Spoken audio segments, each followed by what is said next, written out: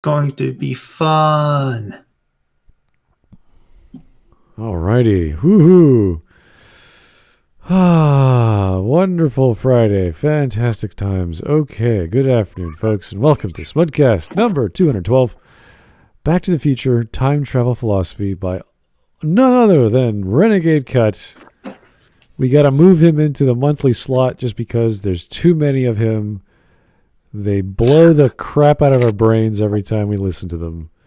So we need to space them out.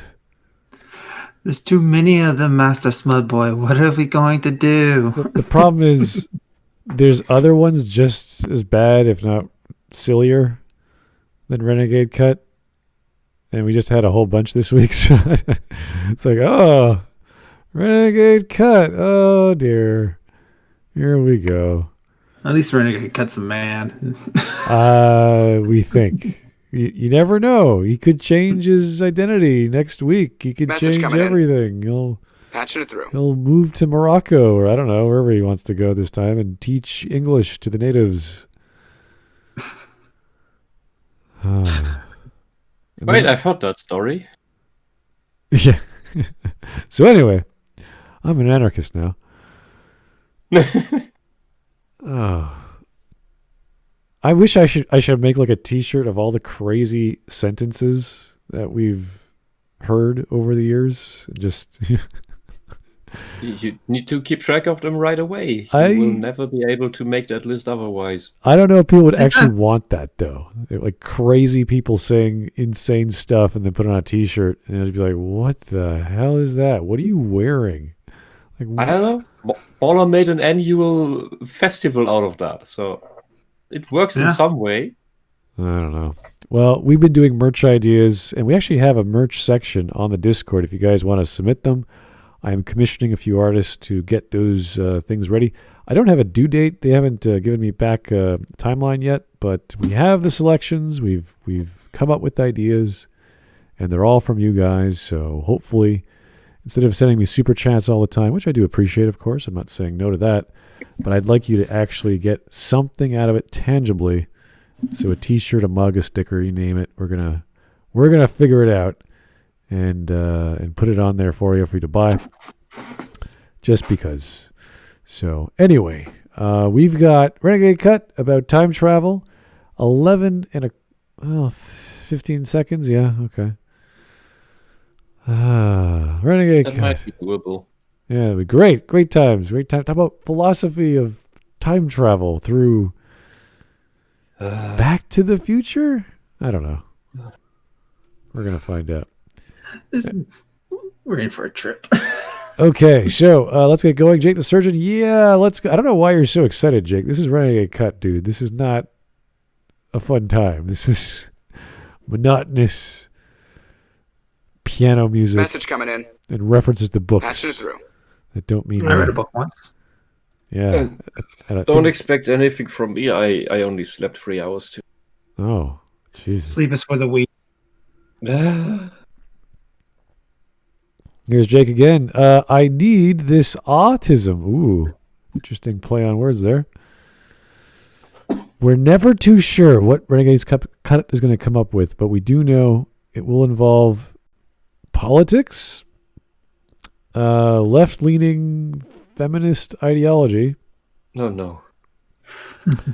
And some sort of white nationalist is bad stuff. I can't remember his shtick exactly.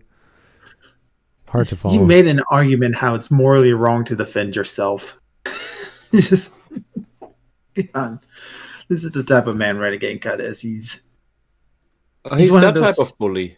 He's a pseudo-intellectual. He thinks he's rather intelligent because he's read a bunch of books, but he's never absorbed the knowledge of those books or like different viewpoints of different books. He read it, but he never processed it. Yeah. Wonderful. So I'm just marking off. Oh, look, a reflection.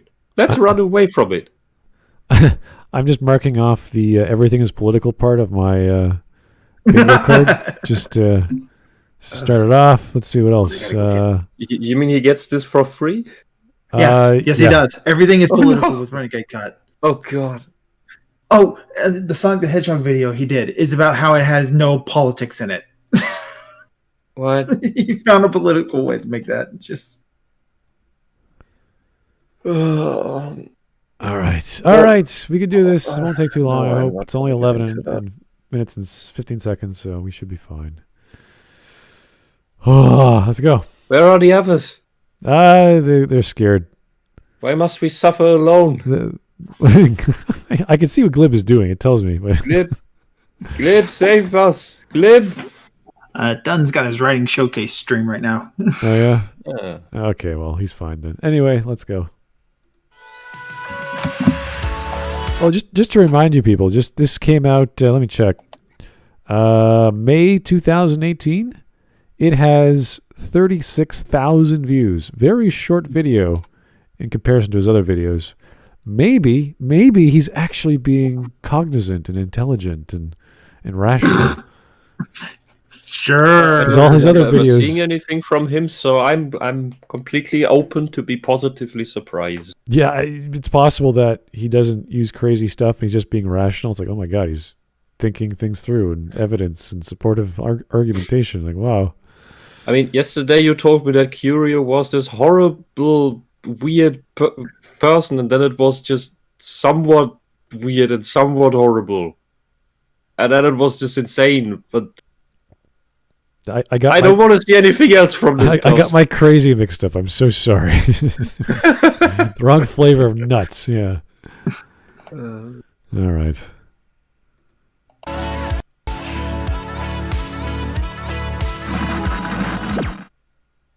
In the Back to the Future trilogy, Dr. Emmett Brown creates a time machine. Marty McFly, his unlikely teenage friend, goes back in time, botches history, and corrects it. Just in time. Upon Glib. returning, he and Doc Brown go on a series of other adventures involving accidentally altering the timeline for the worse and fixing it as best they can. It's probably the most famous series of movies about time travel, and there's a lot going on there. But first, a brief history of time travel. Time travel stories like Back to the Future are predicated on our hope that more fundamental laws of nature are yet to be discovered beyond our current horizon of scientific knowledge. I don't Meaning know when we if that watch is Back to the hope. Future and know that based on our current understanding of the universe, the events can't happen, we are only using the aforementioned present understanding. In the movies, we don't get a lengthy explanation of how Doc Brown solved time travel. Okay, science fiction, including science fiction with time travel, is not about hope that something works. It's about the exploration of the concept, what if? That can go horribly wrong too. Why we have dystopian science fiction. The dystopian science fiction also has horrible technology technology that defies the laws of physics, or some society that works in a really disturbing way, and that is not predicated on hope, because those things we rather don't want to happen. Yeah, there's so many ways that we have talked and heard and watched stories about time travel, whether it's like Bill and Ted, much more lighthearted, or Star Trek or Looper, or all these other movies that involve a sinister plot or the horrors of time travel. I think the simplest one I can think of is the Justice League movie with the Flashpoint paradox, where one little death or saving someone's life can cause all these other problems that were completely misunderstood as just a result of basic causation, as opposed to some tearing of the timelines or alternate universes or whatever. So there's all sorts of wonderful theories, and it's also a very messy story if you think about it rationally, especially the hard science fiction. That's why you need a certain unseriousness about it. Like there's a hard science to explain it, but then once you're there, it's like, okay, let's actually play with that idea.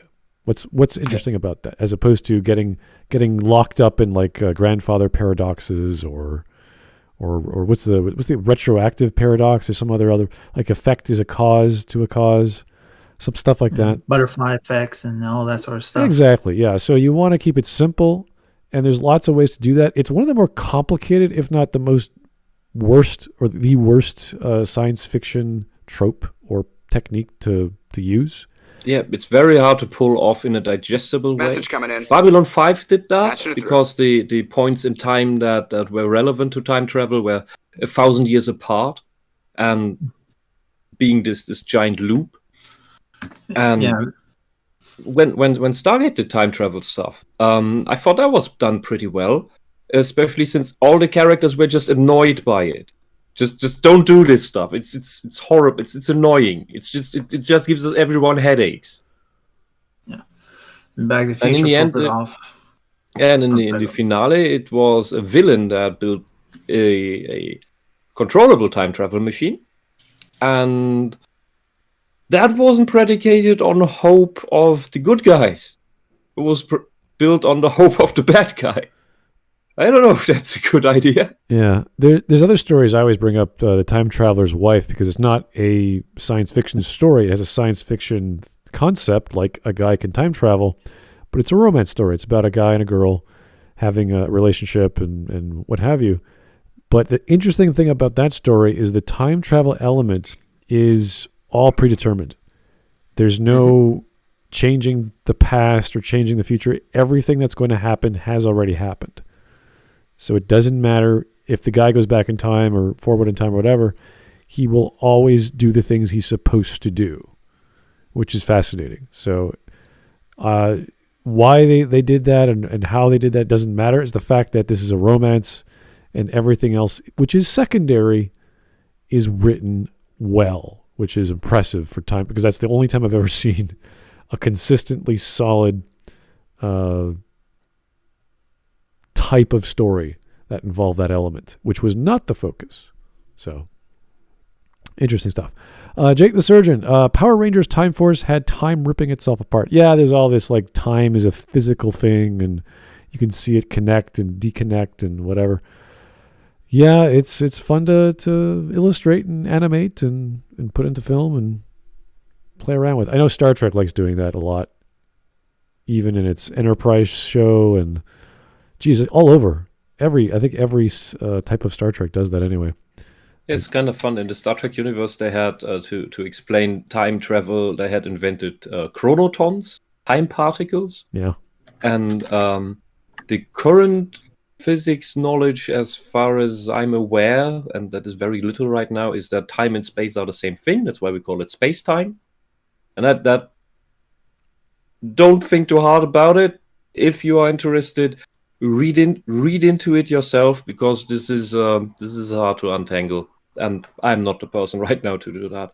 And in movies, time is usually ticking clocks floating through dark space. That's time in movies. That's magic. Yeah. Time travel is a really hard trope to pull off correctly, because of just how the amount of thought and process that has to go into keeping track of everything, which is why Back to the Future does it so well by keeping it isolated to one tiny little town. Yeah. They don't try to go so overly complicated with it. Yeah, and it's a very small time travel paradox that's used, and it's solved in movie magic fashion. That's fine. The first movie is literally just, oh no, I accidentally prevented my parents from meeting. I have to get them to fall in love before I am erased out of existence. Yeah, and the only question about what would happen in that case if you did that would be, so assuming you didn't travel to a parallel universe, which is the more likely variant, is if you did this either way through time travel. So by way of time travel, would you not have erased yourself already and just poofed out of existence instead of slowly fading away because time realizes, oh wait, I should erase this guy because he shouldn't exist at this point anymore? It doesn't really make sense, because when he's not born, he can't time travel to prevent his parents from meeting. Okay. So he has to be born, and that's the part where, to make the movie be digestible, just skips over, because that's the fun with paradox. Let's not get into retrocausality. I don't think he's going to get into that, but that's a little more complicated. So let's let's see how he tries to talk about the ethics of time travel. That's something I'm actually interested in. He merely invents the flux capacitor, and that sounds nice and science-y, and it's good enough for the audience. So, fine. We watch time travel movies under the presumption that eventually this is a nut that scientists can crack. For example, we used to see the universe through the Newtonian lens, a three-dimensional Euclidean spatial manifold that changes along an arrow of time. In modern times, scientists view the universe and specifically time through the Einsteinian lens, meaning a four-dimensional space-time continuum that curves and in which time has the character of a spatial dimension. Remember when Doc Brown tells Marty in multiple movies in the trilogy that he isn't thinking fourth-dimensionally? Well, it's a reference to that. We know Doc believes in the Einsteinian view of the universe, especially considering he names his dog Einstein. We have quantum theory now, and that relates to time because it entails phenomena such as superposition, think Schrödinger's cat, and entanglement, which suggests the possibility of parallel or many universes. Philosophy. I don't think that's the concept of entanglement, but he's using a lot of terms here for whatever purpose. I wish I was more firm on the whole thing right now, because I think he's just name dropping. He is name dropping. He's not actually supporting any claims or explaining what he's even talking about. What is he talking about? He's like going into like, he's dropping all these big scientific term names without actually describing what they are. Okay. What did he say? Well, he didn't even say 11-dimensional quantum foam. Let me go back. So I don't buy anything what he's saying. Theory now, and that relates to time because it entails phenomena such as superposition, think Schrödinger's cat, and entanglement, which suggests the possibility of parallel or many. Why does entanglement imply that there's parallel universes? Well, there's a theory of entangled universes, so he's not using the term properly. He's just saying entanglement. It's when we talk about entanglement in quantum theory, we're talking about can we entangle two bits of data like atoms or electrons or quarks or whatever we're trying to touch. But they can be in the same universe. Right, exactly. But there is the concept of entangled universes, which is kind of when we talk about the Big Bang Theory, which avoids that concept. So if we're talking about how the world was created, how did this start, then we have these sheets of universes that are entangled at certain points, and they can feel the reverberations of the impacts of certain events, and those can reflect off each other. There's all kinds of wonderful concepts of the universe, and I think he's getting these confused. But the word entangled and entanglement is very specific, so I think he used it improperly. Other than that, he's doing okay. So.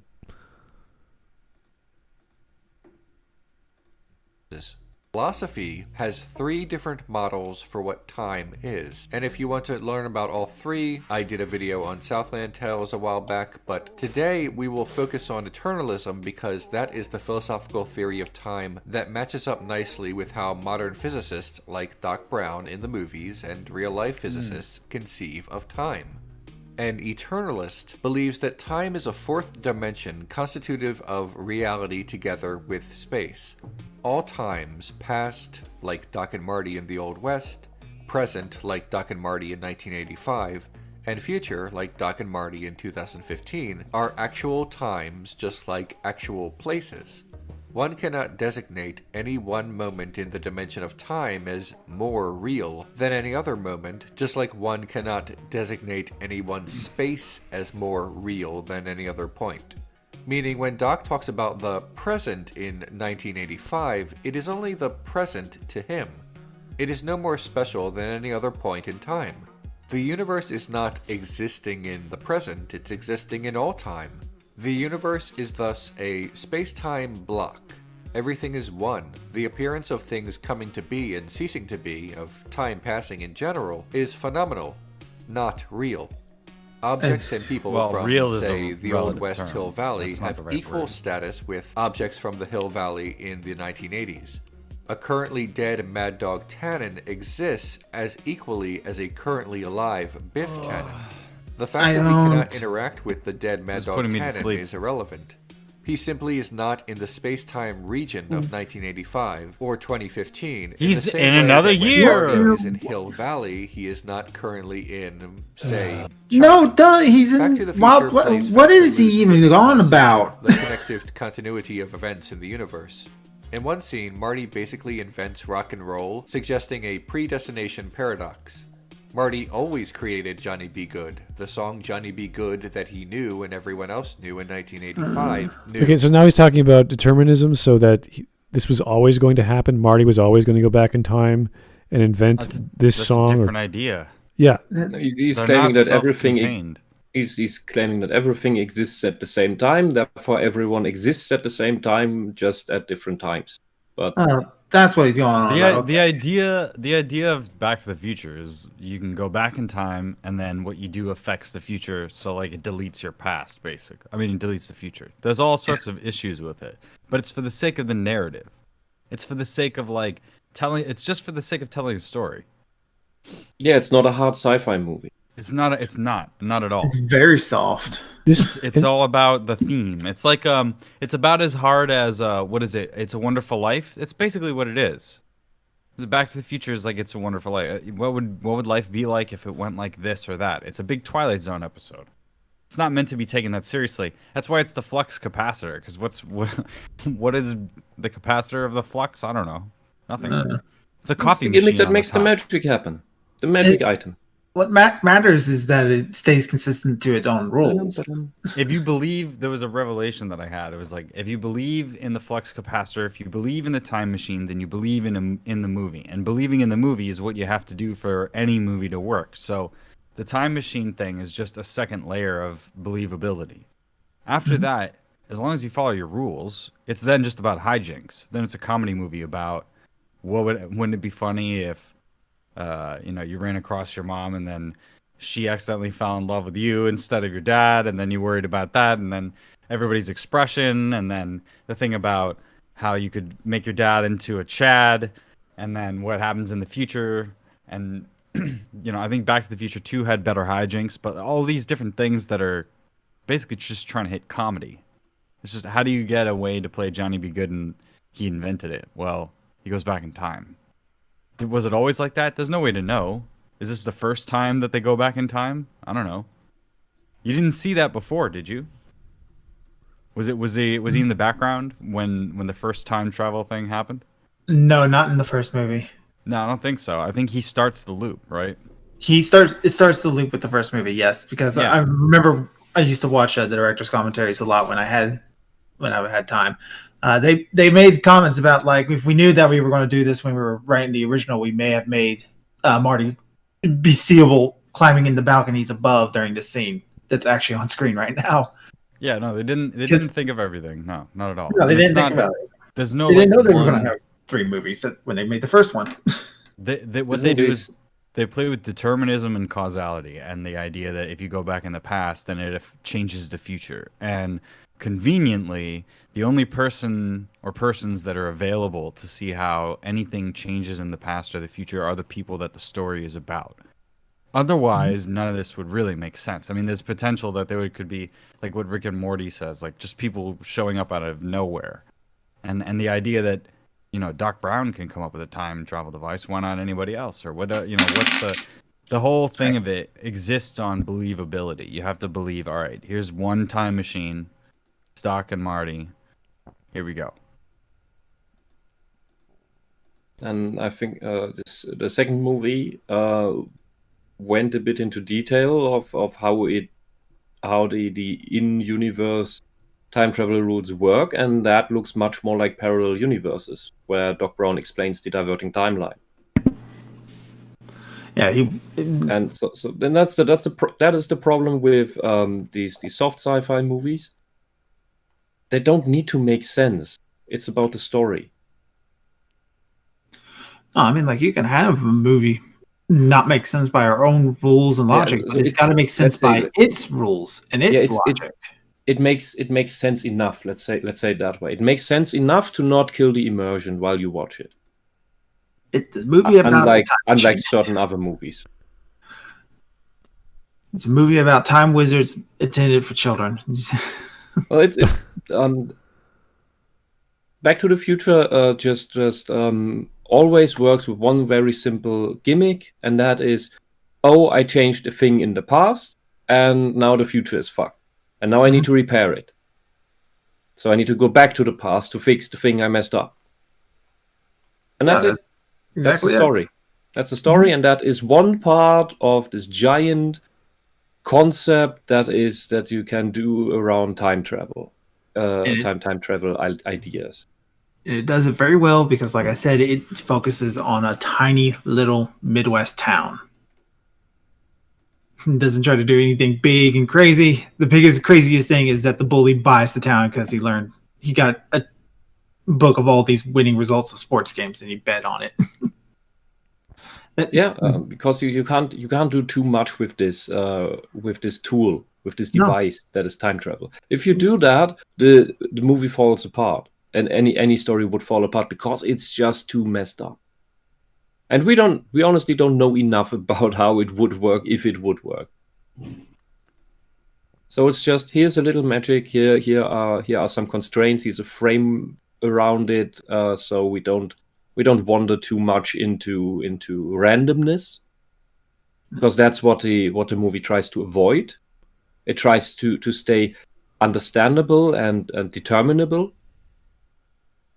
And if you go too much into time paradoxes and all of that other nonsense, you end up with the very, very weird plot lines from Doctor Who that can be fun. The old ones, they can be fun, but they're also so convoluted that they don't make sense at all. But that's kind of the point and the charm of that one. Yeah, you see a little bit of causal relations when he starts ceasing to exist, as his hand starts disappearing or whatever the case is. So it's like, oh, the thing I'm doing right now is causing me to no longer exist in this world. I got to stop that. And that's just a form of conflict to get the story going and to get the character motivated to do other things. So it's not that serious. It's not that hard sci-fi or science fiction. It's just a fun little romp that is, I would even say it's a popcorn muncher. It's one of those things where you go to the cinema and go, oh, this is going to be great, going to be fun, exciting, and not to be taken too seriously. There's not too many causal loops, as we might think in time travel. So it's not that philosophical, as opposed to other stories. No, it's very, very much just a slice of life movie with a bit of a sci-fi theme over it. Time travel doesn't work. According to the Vulcan, what is it called? The Vulcan High Council or whatever from Enterprise, there's no such thing as time travel. It's impossible. Yeah, that's just, I don't think it works. Voyager. Was a fun plot. It didn't make sense, but it was a fun plot. Who was of him all along? Time is a block. Everything has already happened. Yet in other scenes... No. You see, that's the different thing with Back to the Future. Everything hasn't happened because things are happening that he can realize that he's changing things, and he can cause that to keep going or stop it from happening. That's why it's unrealistic, but it's fun. Right. So it's not deterministic. Sorry. The movie actively disproves the point he's trying to make here. He's talking in general. He's saying these theories of time travel are like this. Like, you're right, yeah, but that's not what happens in the movie. What he's doing is he's trying to give a lesson about how time and time physics work using Back to the Future, but he's not using the theory that would actually be supported by Back to the Future. He's using the one he believes in. Yeah, he needs to do a lot more research to figure out the types of time travel and why it's not as strong in Back to the Future as opposed to other movies or other stories, because this has been done to death, and he has to actually categorize it correctly, and he hasn't done that. So when did this video come out? This was in May 2018. 18, okay. Because I was about to say, it probably came out in 2015 where everybody was going back, oh, we're in the year Back to the Future 2 went to the future. Uh-huh. And he's literally just using Back to the Future because it's the most popular time travel story. I guess I don't. You could have picked Movie. any other story that had time travel. 1,000 time travel videos and movies. There's bound to be one that supports his actual claim. I rather believe that the current generation only knows the movies due to the hoverboard meme. Probably. Because since no one watches TV anymore, how do people know old movies? I mean, I first got exposed to it through the cartoon. Yeah, right, there was one. Yeah, it was a cartoon. It was awful. Yeah. Doc Brown had 2 children, Jules and Vern. Well, the children are actually in the movie. They show up at the end of the third one. Yeah, right, they're named, right. I remember. In the back. movie, they were main characters. Yeah, they're the main characters. The cartoon mining. In the cartoon, yeah. The cartoon focuses on them, but they only show up for one scene in the at the end of the third movie.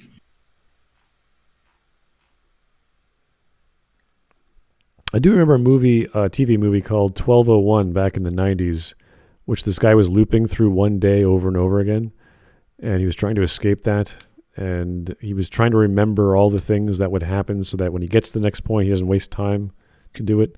Like, that was more hard science than what was happening in here, because all it is a big repeat. It's always happening over and over again. I think the actor was from The Single Guy. I can't remember his name, but that was what he was known for, and then he was in a film like this, or a TV film like that.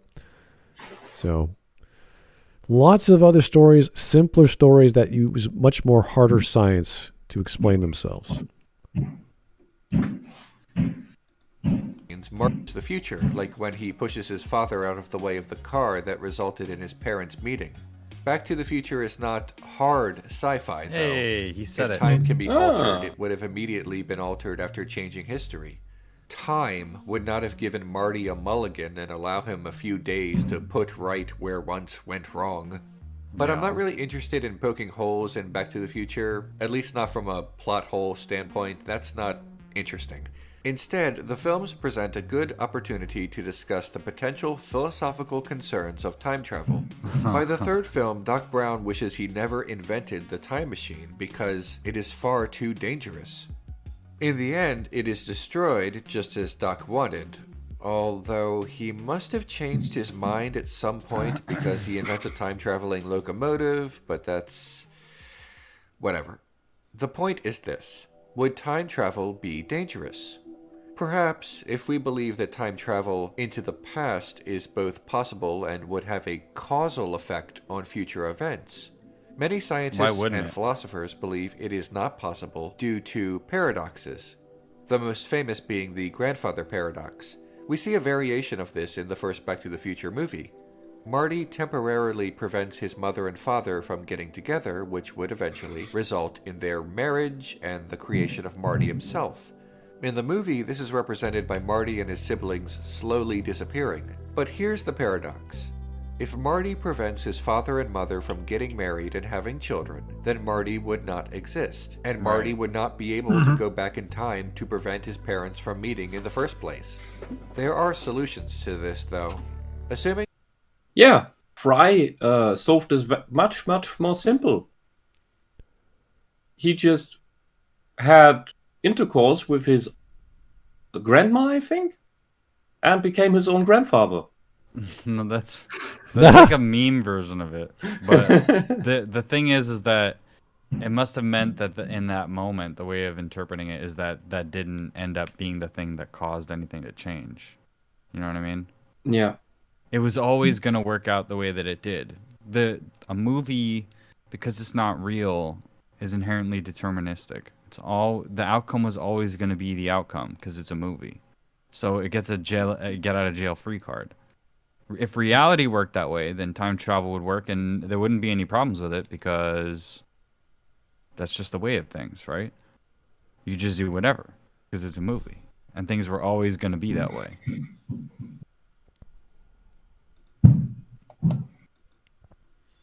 This is not exactly satisfying any philosophical arguments I've heard.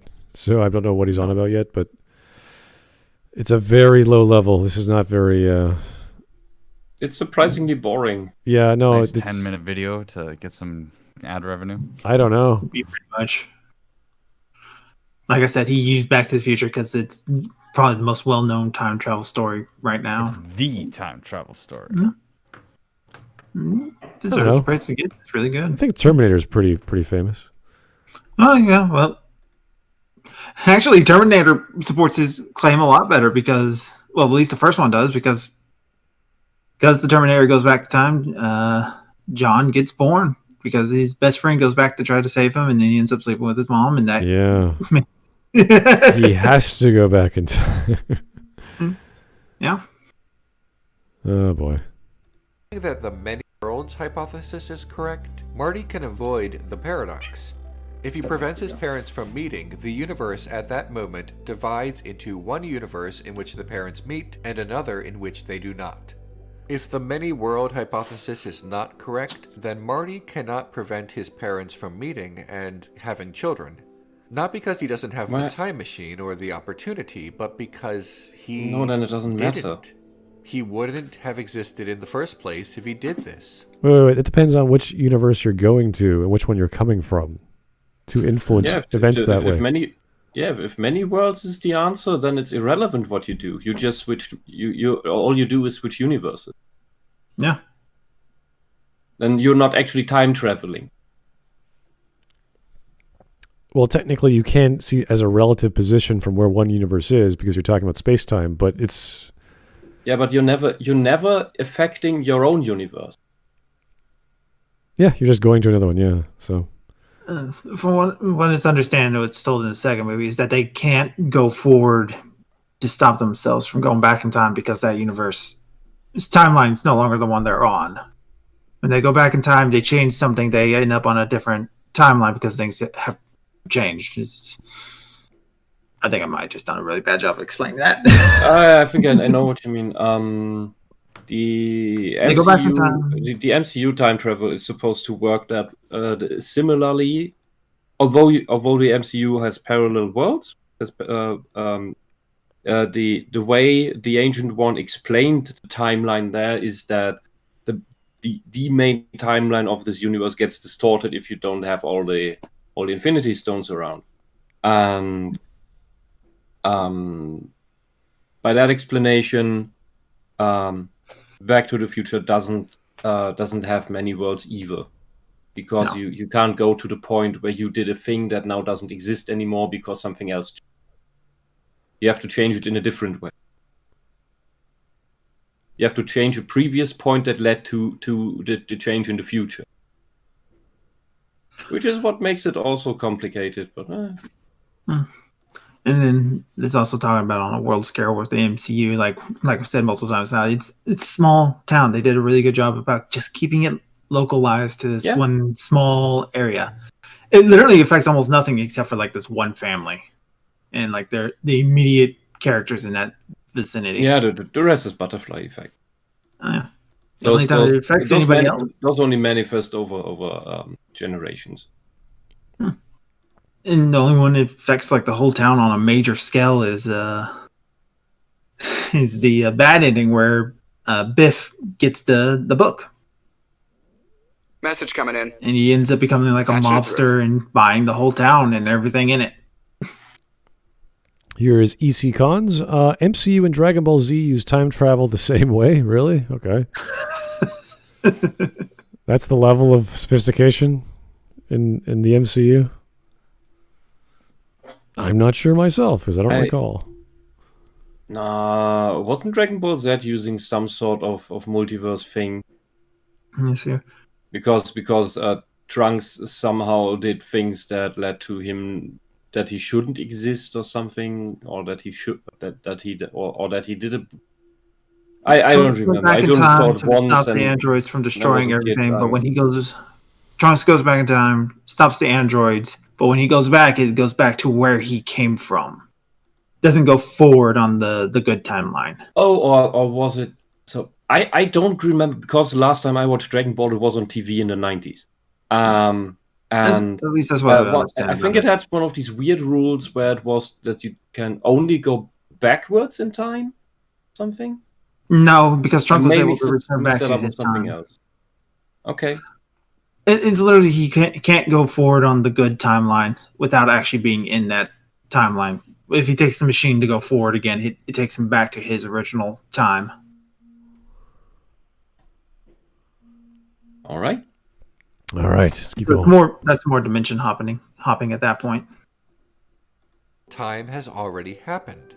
It cannot be changed because it has already occurred or is occurring at once. Marty can't prevent his own birth because he was born.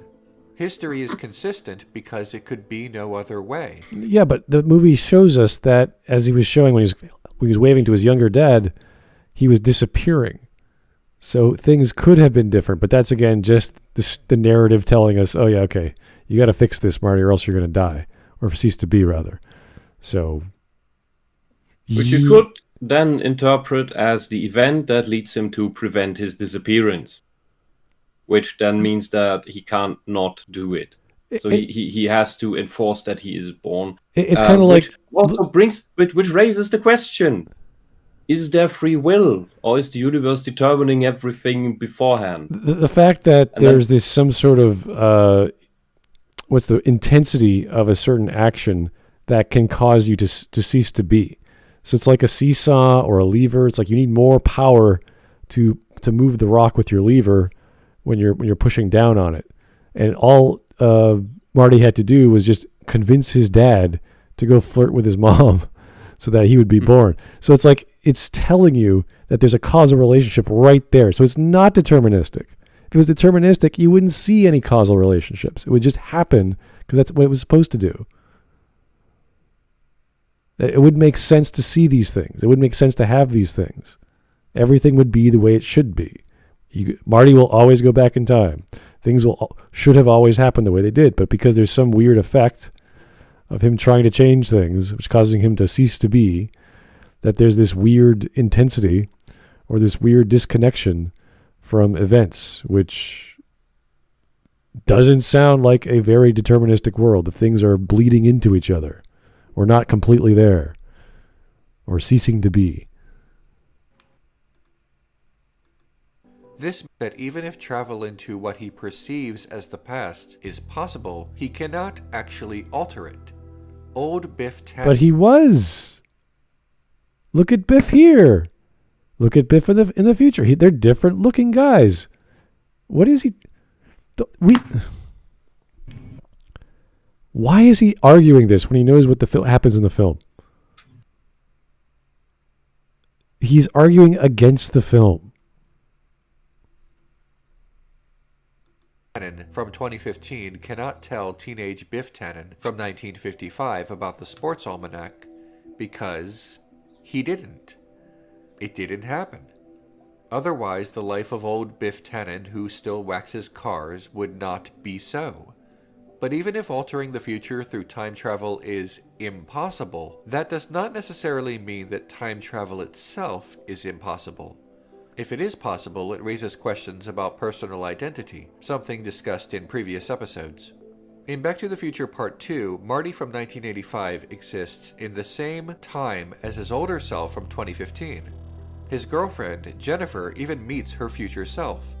Doc Brown meets his past self, even though one version of himself does not realize it. Are there now two Doc Browns or one? Personal identity is also related to the many worlds hypothesis. Consider, again, Marty accidentally preventing his parents from getting married and having children. According to the many worlds hypothesis, he travels back in time through the DeLorean, but by doing so, he also ends up in another universe. Marty is free to prevent his parents from having children because they are not his parents, meaning the same... Okay, so this is what we were talking about before. It doesn't matter because you're in another universe. You can influence however you want. You won't cease to exist or what have you. There's no paradox. Yada, yada. Yeah, but that's not how Back to the Future works. Yeah. Back to the Future, it has effect. Exactly. It's one universe. Parents who created before he went back in time. Whatever he does in the past would be consistent with the alternate universe. Remember, time is a block, which means in the alternate universe, Marty's parents just never had Marty to begin with, but only in that universe. So if time travel as seen in Back to the Future is possible, is it actually dangerous? Is it ethical? The fact is that it's difficult to make a moral judgment without having a firm grasp on the science and the consequences. What do you mean? Let's say at the end of Back to the Future Part 3, where Doc Brown for some reason decides that time travel is A-OK again, he goes back in time to stop Jack the Ripper. In the process of killing Jack, he saves a lot of women, and that's good, but time still goes on, right? The interactions these women have with other people could lead to a multitude of events that end up causing more deaths than originally existed. Someone saying hello to a stranger on the street could cause them to be struck by a horse-drawn carriage. How could Doc calculate not only the immediate effects of killing Jack the Ripper, but also the infinite outspreading of changes to the timeline, and determine that this is definitely the right course of action? Okay, so yeah, this is a common problem when you're talking about causality. Like, just because you change the slave trade back in the day, this is what I argued in that crazy video that not too many people like. People call me a racist because Jax creates an ethno-state and he saves all these people. I'm like, yeah, he also caused the deaths or prevented the creation of billions and trillions of other lives because he completely changed history. And he did that all in this selfish way of getting the family that he believes is the one he wanted all to live in this ethno-state of whatever. You're like, okay, yeah, but he says he went back in time several times to get it right. And the only thing that people get from that, the same way the only thing we get from watching Back to the Future is, well, a bunch of lives were saved. A bunch of people live better lives. But it's like, yeah, that's true, but what happened as a result of that? What happens to all the other people around those events? Were they saved? Did they meet their actual people? How do you know you even exist as a result of your parents meeting through all that lineage, hundreds of years of ancestors finally coming to the culmination of you? So there's all sorts of other questions that pop up by simply changing things. And this is why we talk about the butterfly effect. That's why I enjoyed the Flashpoint paradox, that you save one person's life and you completely destroy the future. It's because that one person, and this is why the Jack the Ripper example is actually pretty good, because those women, many of them will have children that wouldn't have existed. There will be relationships that will be completely different. Thousands of kids will not be born. Other people will be born. Other ideas will be had at different times. Politics will therefore shift completely. Everything will be different just because of that. And why he chooses Back to the Future when he wants to make these arguments, when he wants to explore this, and not something like Star Trek, as wobbly as Star Trek is. Because Star Trek actually explores all these questions and effects. TNG does this pretty extensively in a few episodes. Voyager does this at large. There's a whole feud, if you will, between a time cop and Janeway. Yeah. Because she keeps messing with the timeline all the time, and fucking things up. You have the time ship plot that is changing a large part of the Gamma Quadrant again and again, just because the captain wants his wife back. And those are the examples that are required here, and the philosophical and ethical conundrums explored. No, time travel is not ethical, cannot be by definition, because you decide about an immeasurable number of lives to exist and not exist. People you cannot even conceive of being. And that is just horrible. That is absolutely neglectful. But when you frame it within a video game, which is about violence anyway, and you defeat the Time Lord and you control his powers and you create an ethno-state of, I don't know, Wakanda, whatever you want to call Jax's end game, people go, oh, what's wrong with stopping the slave trade? Aren't you a horrible bigot? Like, no, I'm like, look at the bigger picture, buddy. Like, you're talking about time control. You're affecting billions and trillions of lives, all because you want a family. Which, if you're that powerful and that strong, I think you could achieve that regardless of using time control or time power. So there are bigger problems, and by definition, yes, you're going back and changing and altering history. You are creating and destroying empires. You're creating and destroying relationships, and God knows what else. Just imagine if the slave trade outside of Africa had not happened. Because inside, it never went away. It's still there. If that hadn't happened, we wouldn't have any of the cultural contributions of the African American subculture. None of it. No rap. None of the food, none of the music, none of the animation styles that they bring up. There's none of the humor. There is astounding black stand-up comedy, and they're far less self-censorious. At least they used to be. Buddy of mine keeps sending me stuff and just to cheer me up, and it's hilarious. Some of these people I never heard of before because I'm in Germany. I don't look for this stuff, and he sends me that I'm just cracking in my chair because this is amazing. I don't remember the names, but you probably know some of them. So what he's saying is true. Like this is the problems that can exist, or rather do exist when you start altering things. But this doesn't really happen with Back to the Future much. The scale is not as large. No, because it takes place in this small town. It's literally just what happens to the immediate characters in the thing.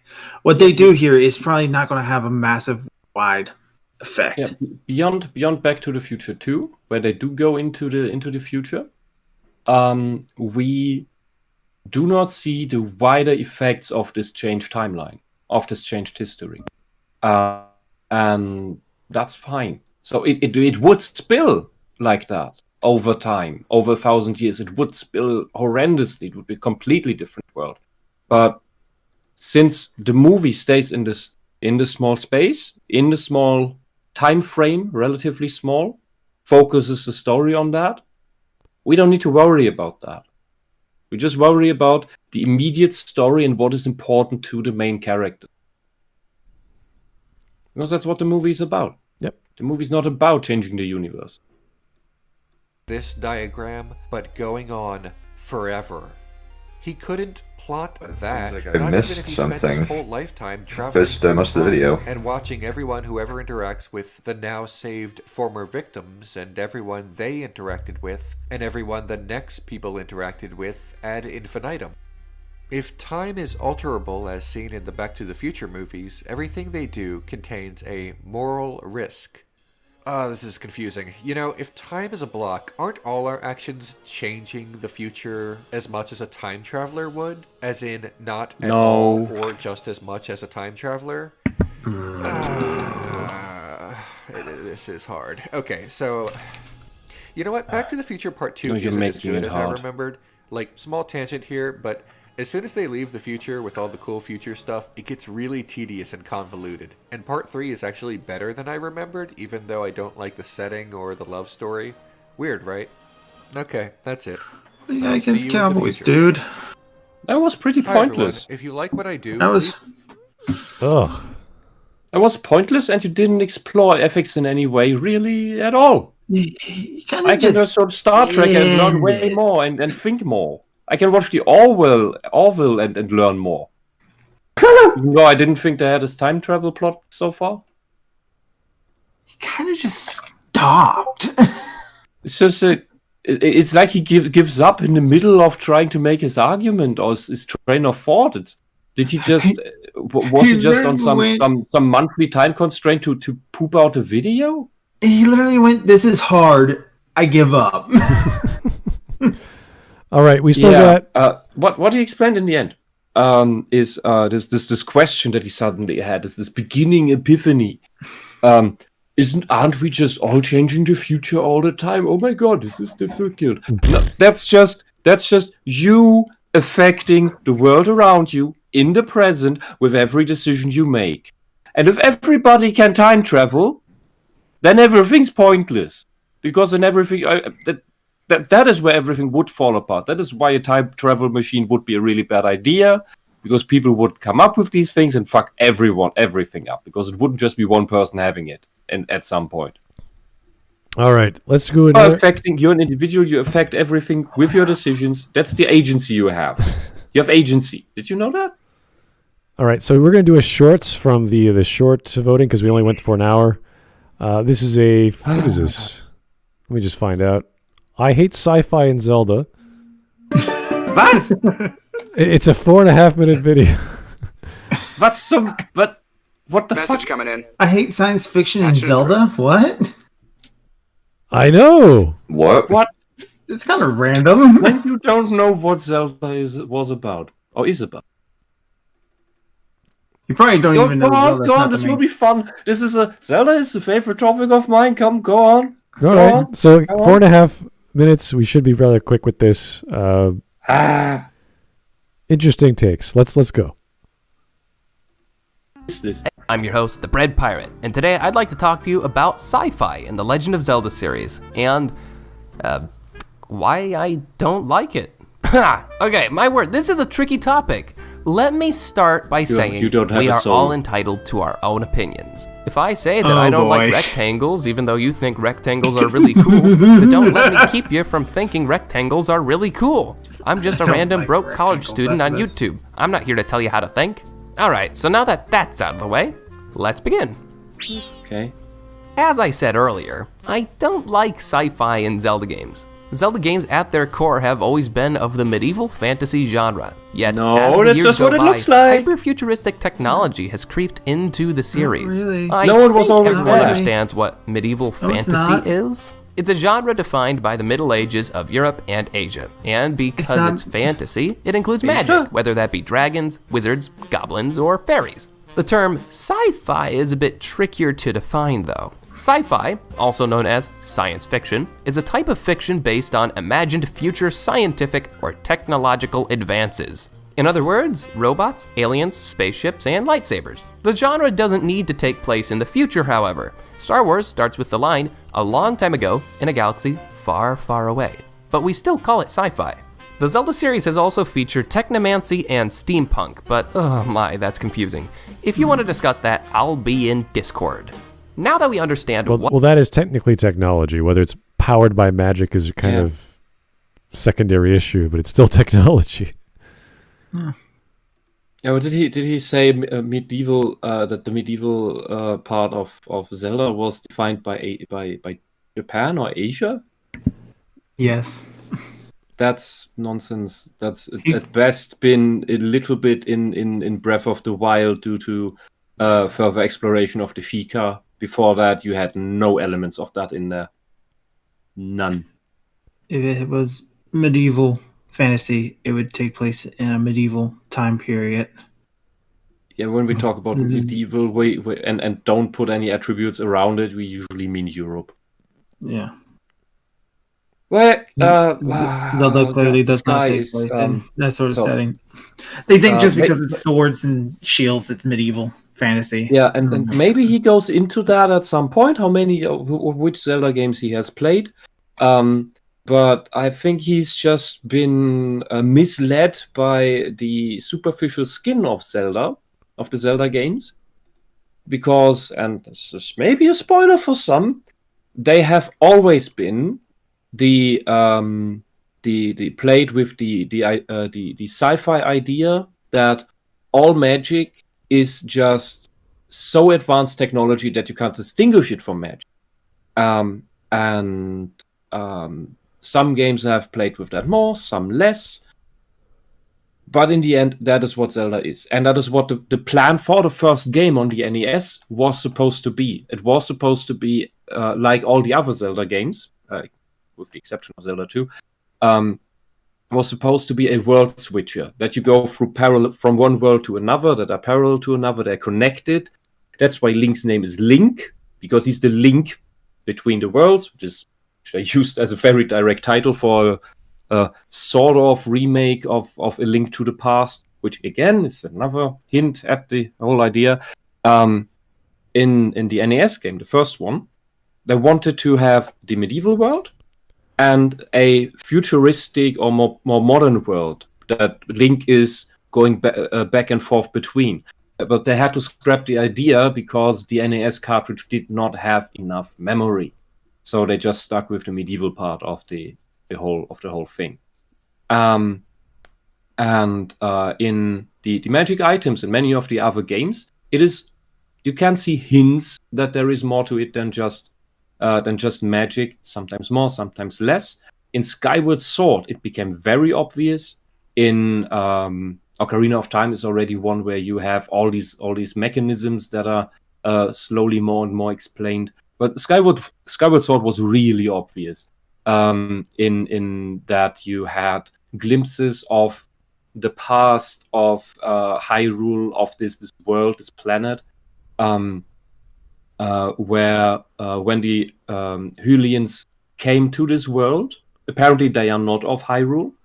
They had all these digging robots with which they were harvesting rupees and time crystals. They were mining them, and all the really old technology. It looks like many of these things, like the big laser devices, the def laser devices, the BMOs, where you can see the like old prototypes of them. And later on in the dungeons, in later games, these are just the things that Ganon uses to make the life of the hero harder in the dungeons. That is one part of it. And that just goes on. Skyward Sword is very, very thorough in showing this is all technology. And some of it is very crude, and some of it looks like magic, and you are in the midst of it all. It's advanced in magic system. Highly advanced technology is indistinguishable from magic. Exactly that. And that is, although many people dislike Skyward Sword for many different reasons, and I can see that the weaknesses, that was also part due to constraints of the console. That's why they had this very empty skybox in the sky. You see this just further explored in Breath of the Wild, just with another time frame. With you have the old machinery, these old big devices, and that were built by the Sheikah. In Skyward Sword, you had all this stuff that it's all explained. This technology was by the Sheikah, and the Sheikah kept it then in secret as keepers of the knowledge, so that the normal people wouldn't just fuck each other up all the time. Because these people invented the Triforce. The Triforce is not simply some godly thing that we always thought. The Triforce is a secret weapon that the Sheikah, together with their goddess Hylia, developed in order to banish this big demon lord and or at best destroy him. But since it was then revealed, it was kept hidden before, when it then was revealed, the mortals, the normal Hylians, started wars over it, because hey, there's a device that rewrites reality. Let's fight over it because I want that power. Very simple, story in on that level. Later on, but what was it? I'm so bad with names right now. Wind Waker. In Wind Waker, you have to look for the pieces of the Triforce of Courage. It's one piece of it. And when you look for the pieces and you put them together, you see when Link finds a piece and the thing rotates with the fanfare is playing. Fanfare, I don't know how to pronounce it in English. You see on the backside of the Triforce of Courage, there are circuits. There's circuitry.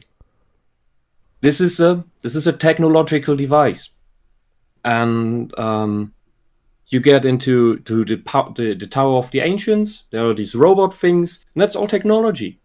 Zelda was always technology that is on a level so high it's indistinguishable from magic. That was always the idea. So complaining about that is you didn't get the message. And they can switch it from game to game because of how the Zelda series is set up. Each game can be its own unique little world or position in the timeline. Which less said about the Zelda timeline, the better. It's just the interest. But what I find it fascinating is that the further we got through the decades, is that people got more and more used to this idea that magic is just highly developed technology. So every magic world is every hard magic world with hard magic rules is a sci-fi world actually. That is just that maybe just has forgotten its roots or its past in some way. Wheel of Time is that. Absolutely. Wheel of Time Wheel is of the Time. magic is just a high level technology. That is a remnant of the past that nobody fucking remembers how it works. So we just use it somehow. Yeah, I don't think We have all these magic items. I don't think Link was much of a spellcaster or any sort of. No. He has a bit of magic, but it's mainly to use magic devices. So he's not throwing fireballs. He needs a magic wand to cast fireballs. It's usually whatever sort of item he has most of the time.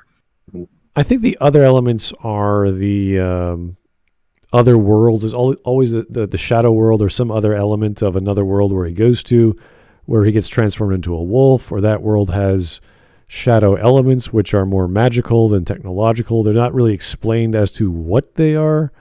I'm trying to think of like Majora's Mask and it's basically every Zelda game, except when they were too limited, always try to do this parallel world thing in some capacity, in some way. That is one of the big themes of Zelda. You have in every game you have some sort of parallel world, and either that is directly in it or it is part of the greater story. And you could make that argument, I guess, with like Twilight Princess, where it's a separate whole other kingdom where they could have an entirely different way of life, but that kingdom is ancient and disappeared and has all this ancient technology as well. So that was the parallel. There was a faction within the Sheikah, more or less, that didn't agree with the rest. So they had a civil war, more or less, and then the losing faction, people who wanted to use the technology for power, were then banished into a parallel dimension. That's basically what that was. So he's trying to argue that it's technomancy. It's technically science, but it's powered by magic, which just means a power source. But you're still saying science fantasy or techno magic, whatever you want to call it. So it's kind of the same thing, but he likes it because it's magical based, I guess. I don't know. No, I don't. What he's saying is that there shouldn't be any. What he doesn't. And science powered by magic is also just this. Is also just science in the end, because it's just the stuff that powers our devices, it exists, but we just don't really understand what it is. Yeah, you could have made the argument. Form of technomancy would be if we had all these devices we have today, but we wouldn't understand electricity, we wouldn't understand lightning. Right. We would think it's some magical force, and then that would be technomancy through our limited understanding of how the world works. Right. So there's there's lots of magical systems that we can talk about. I always refer to Terry Brooks's Shannara series just because they have like elf stones. They have kinds of magic which are influenced by science. I only read I think the first one or two books of it. The writing didn't click with me. That's all. But you correct me on this, please. What I got from that is that this Terry Brooks world is also a post-apocalyptic world where the people have devices from our time, like a flashlight, but he doesn't name them. He just describes what they do and how they are used. But it's essentially the magic items are technological devices from our time.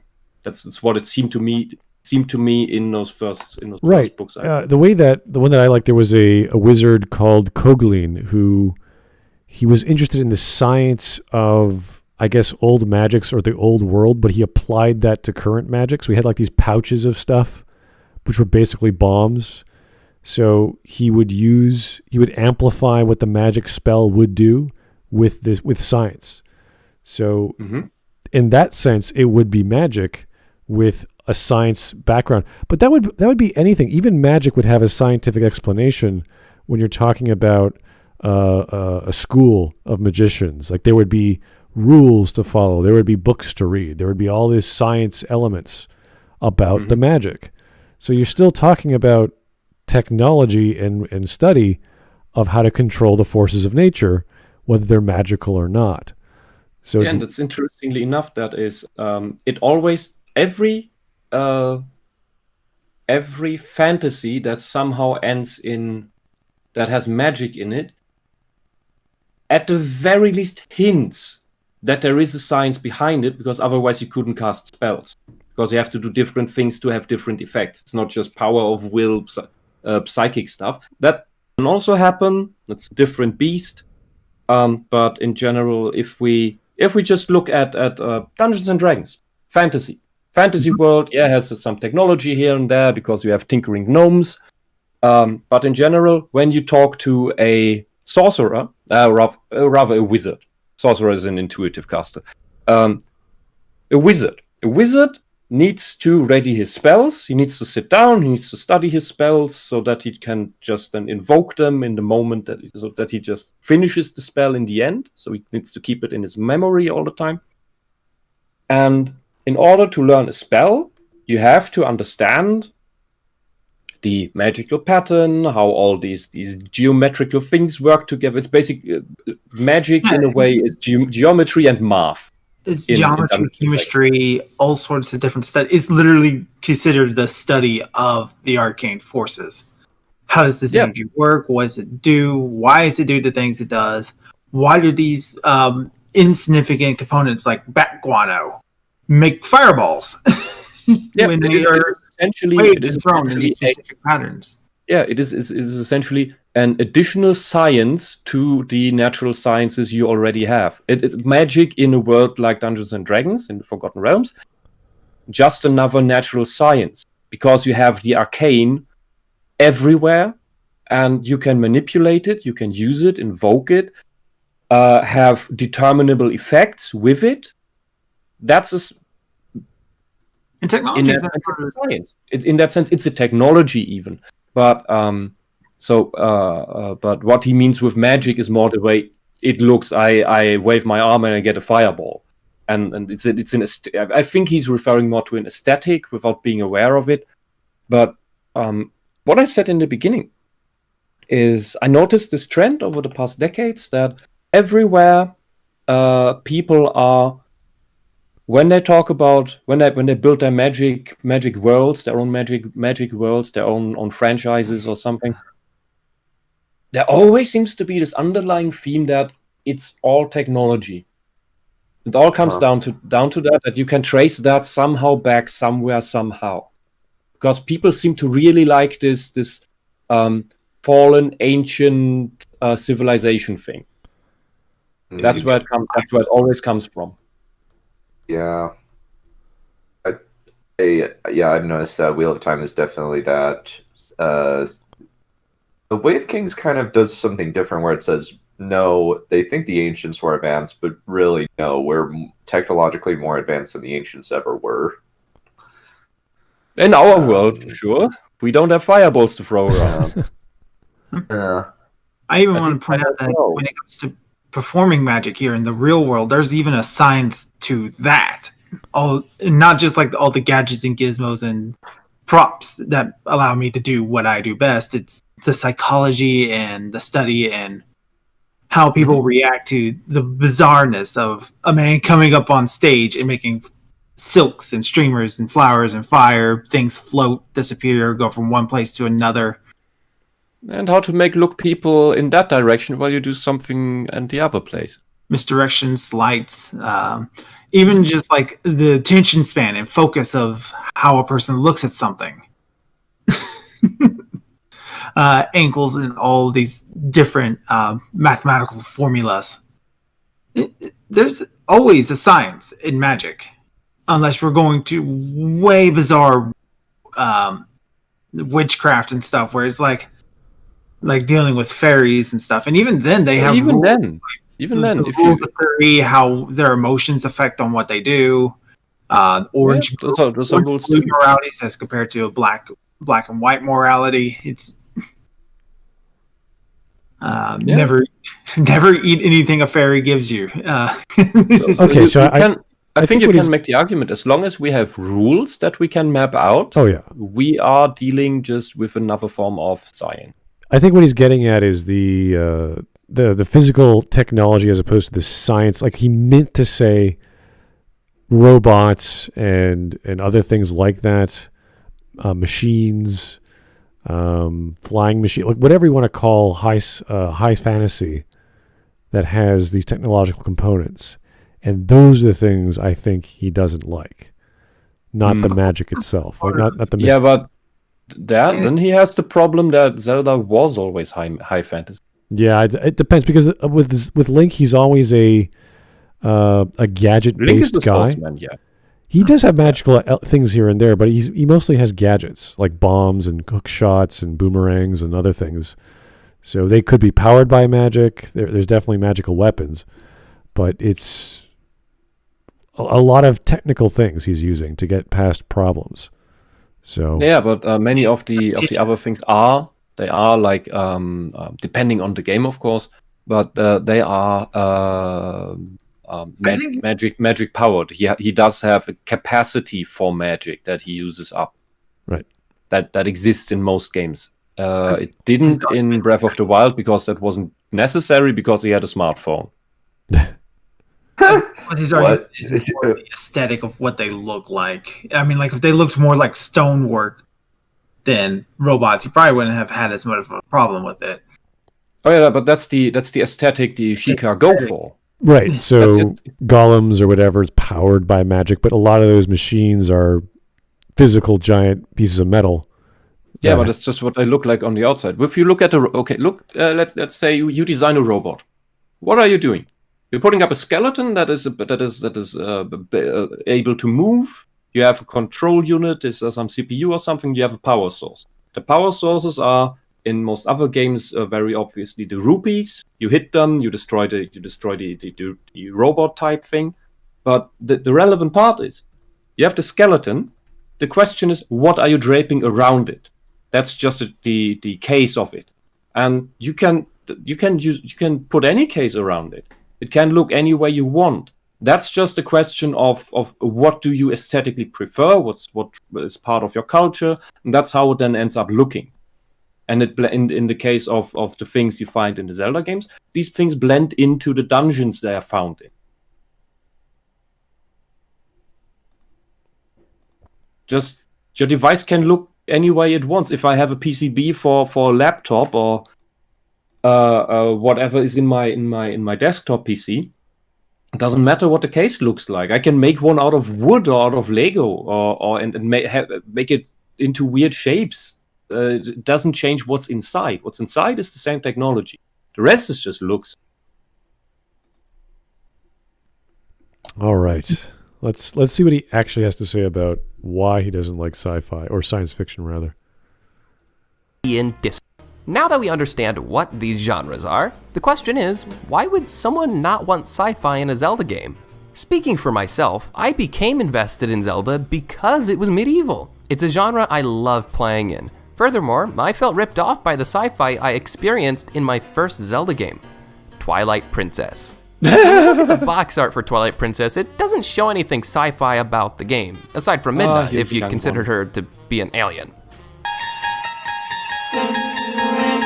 Yet when you play the game, you quickly realize that the Twilights are indeed a...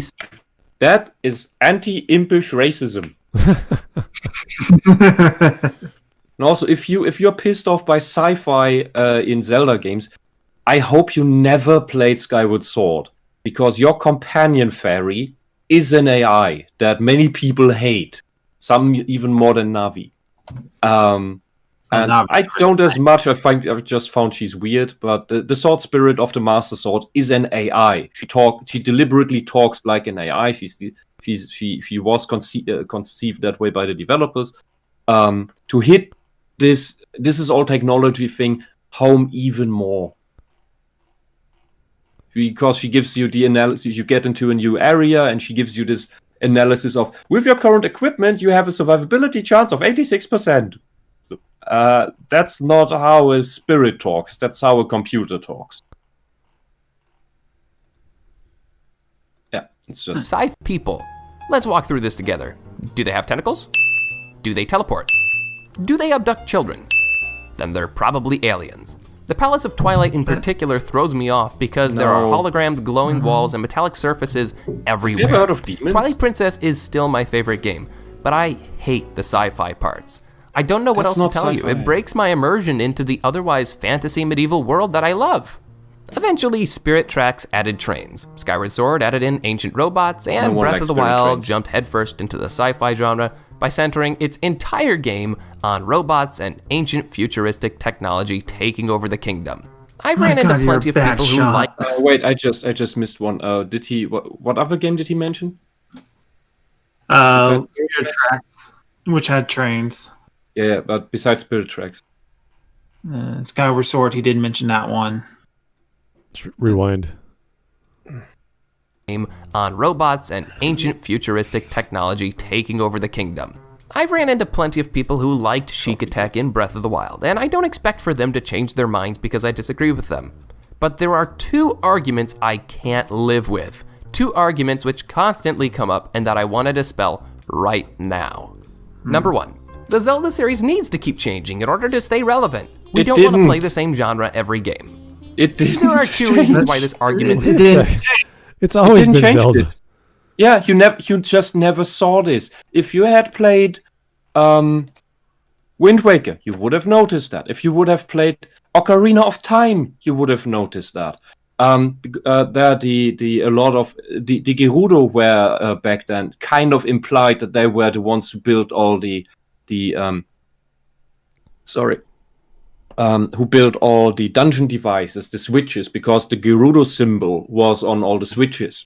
Later they changed that because it was the moon with the star that looks like Islam. So they censored that in the remake. But then you have devices in You have the Game Boy games. They have several of these things. You always have a mix of technology and magic in Zelda games. It was always there. So don't give me this crap, please. You had it in Majora's Mask. Majora's Mask, that parallel world, it's implied that the Triforce is no more or was destroyed, or the people who were there were triumphant over it or something like that, but it just doesn't exist, so the world developed in a completely different way. And there's a lot of technological stuff there. And I can't even start. I don't even know where to start. The whole We're running ourselves around in circles. We went over 1,000 games. He just didn't get it. He's so blinded by castles and swords and shields and dragons that he's like, oh, hey, he's medieval. Anything that's closer to Renaissance, but who's keeping track? Doesn't make. First off, the genre of a series does not need to change in order for it to stay relevant. What needs to change is the gameplay. It needs to constantly be improving. The second issue with this argument is that if you are tired of a genre, then what you really need is to play a different franchise. There are thousands of games in the world. Play a different one instead. Who's making these like arguments? Metroid. That's a really good series. Number two, why shouldn't we? Why shouldn't the Zelda series change to be sci-fi? There aren't any objectives. Okay, stop. Nobody is making these arguments. Dude, your first Zelda game was Twilight Princess, in which you saw sci-fi elements, which prompted you to believe that the Zelda series changed into sci-fi. Although it was your first game that you played of it. And you didn't mention a lot of other games before it either. Your argument falls apart on the premise. You don't know what you're talking about. You should have played the other games, you know?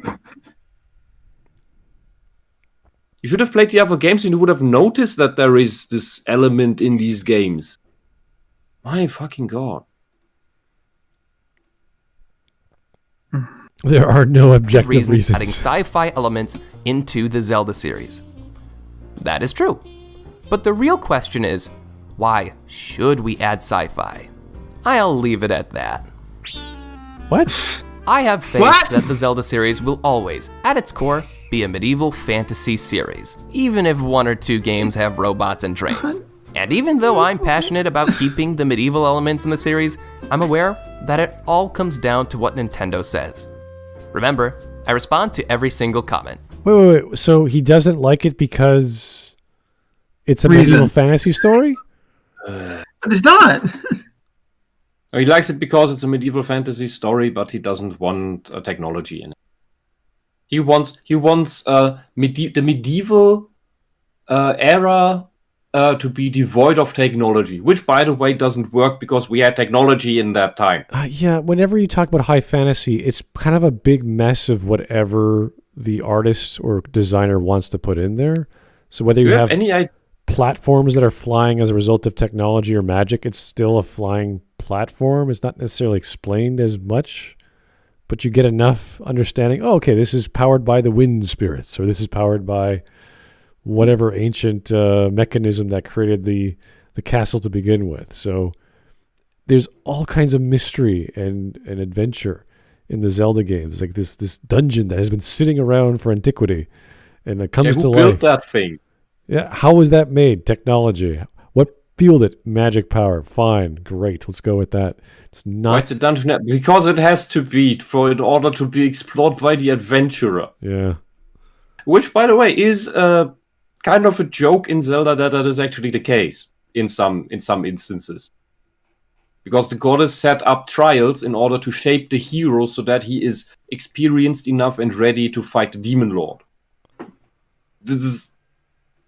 It's kind of a weird relationship, kind of a weird love she has for Link. It's if you look at it that way, because Skyward Sword was basically just, hey, hero, the guy who I love in fell in love in school with, my other celestial half that I'm not aware of, built this whole world the way it is right now to contain trials in order to shape you so that you can fight the demon lord because I encased myself in a crystal or something. You're just running around the world doing these parkour trials so that you can become the hero. Skyward Sword is a bit silly on that end. Seems to be, yeah. All right, we got one more short if you guys are up for it. It's only less than 5 minutes. Sure. This was dumb. Yeah, that was kind of silly. This one was by Veridis Joe. It's called Stop Pretending 80s Cartoons had Better Character Design. I'm not sure if we did that yet. No, I don't definitely pretend not. that. I'm relatively sure that's quite often the case. All right. Compared to what? Mary Sue's? All right, so I know that I've Compared to touched on. now, yeah. Oh no, badly animated US cartoons that pose as anime. Oh, Wait a boy. minute, hold on. Isn't this a Voltron remake? I Volt? think so, yes. Yep, this is the Voltron. Yep, So you're this is gonna- indeed the Voltron remake. I'm trying to say that this design, modern day, that's based off the 80s design is better than 80s design. Sure, great argument. That's fantastic. We haven't even started. Let's go.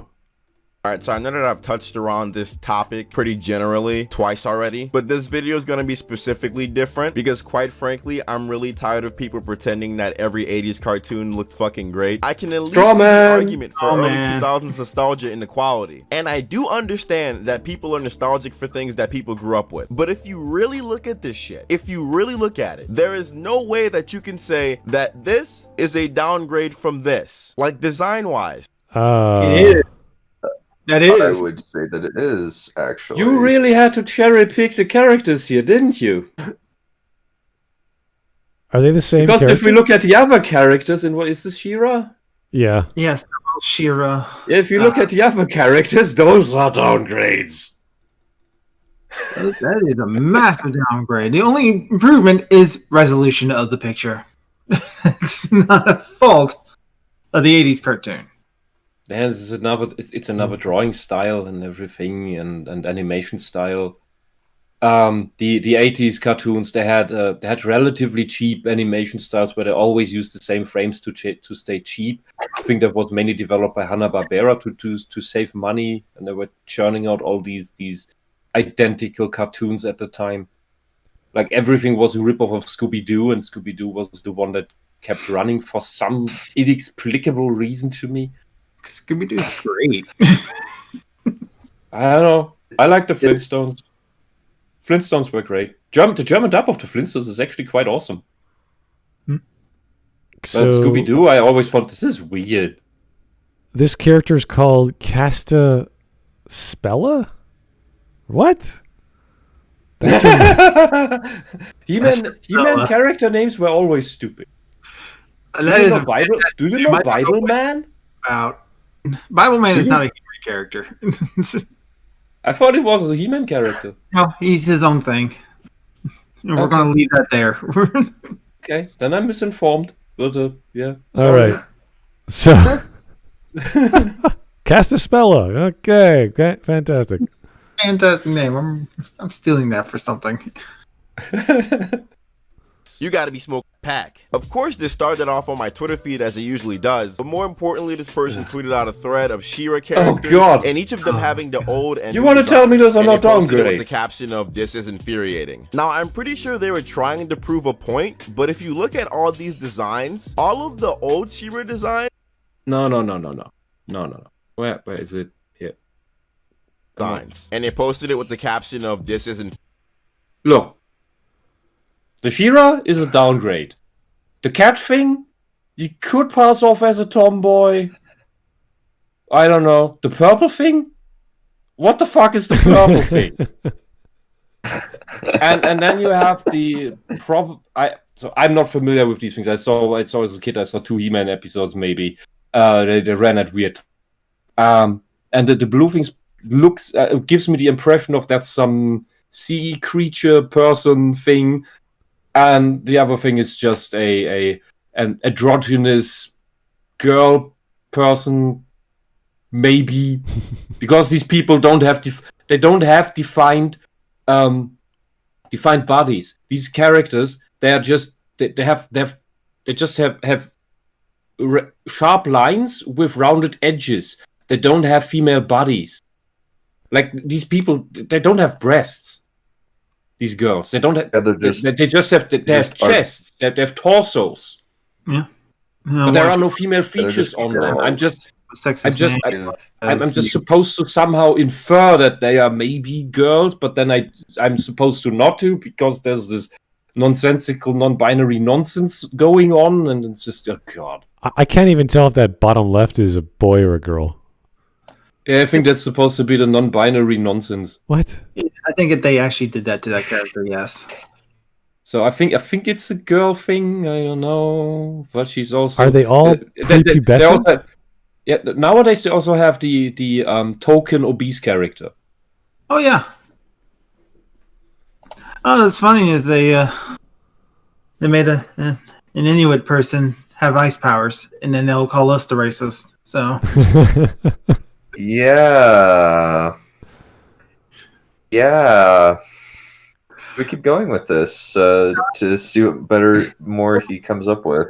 You want to tell me these are not downgrades? You are fucked up. Because we couldn't fap to it. Yet this show has so much lesbian pairing off. It's ridiculous. Yeah, we went over this. Teenage girl. Then again, we're talking about design here, so probably should just stay on topic. This must be one of the favorite shows of this cartoon woman we covered at some point. It's good because it's gay. Oh right, this was the one.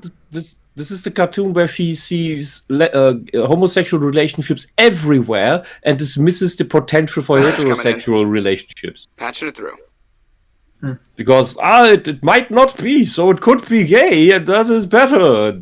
God, fucking fetish. Okay, this is new. 210-505. They're making a Black Superman movie. I hope they mean Calvin Ellis, the actual Black Superman, and not just make Clark Kent black. Okay.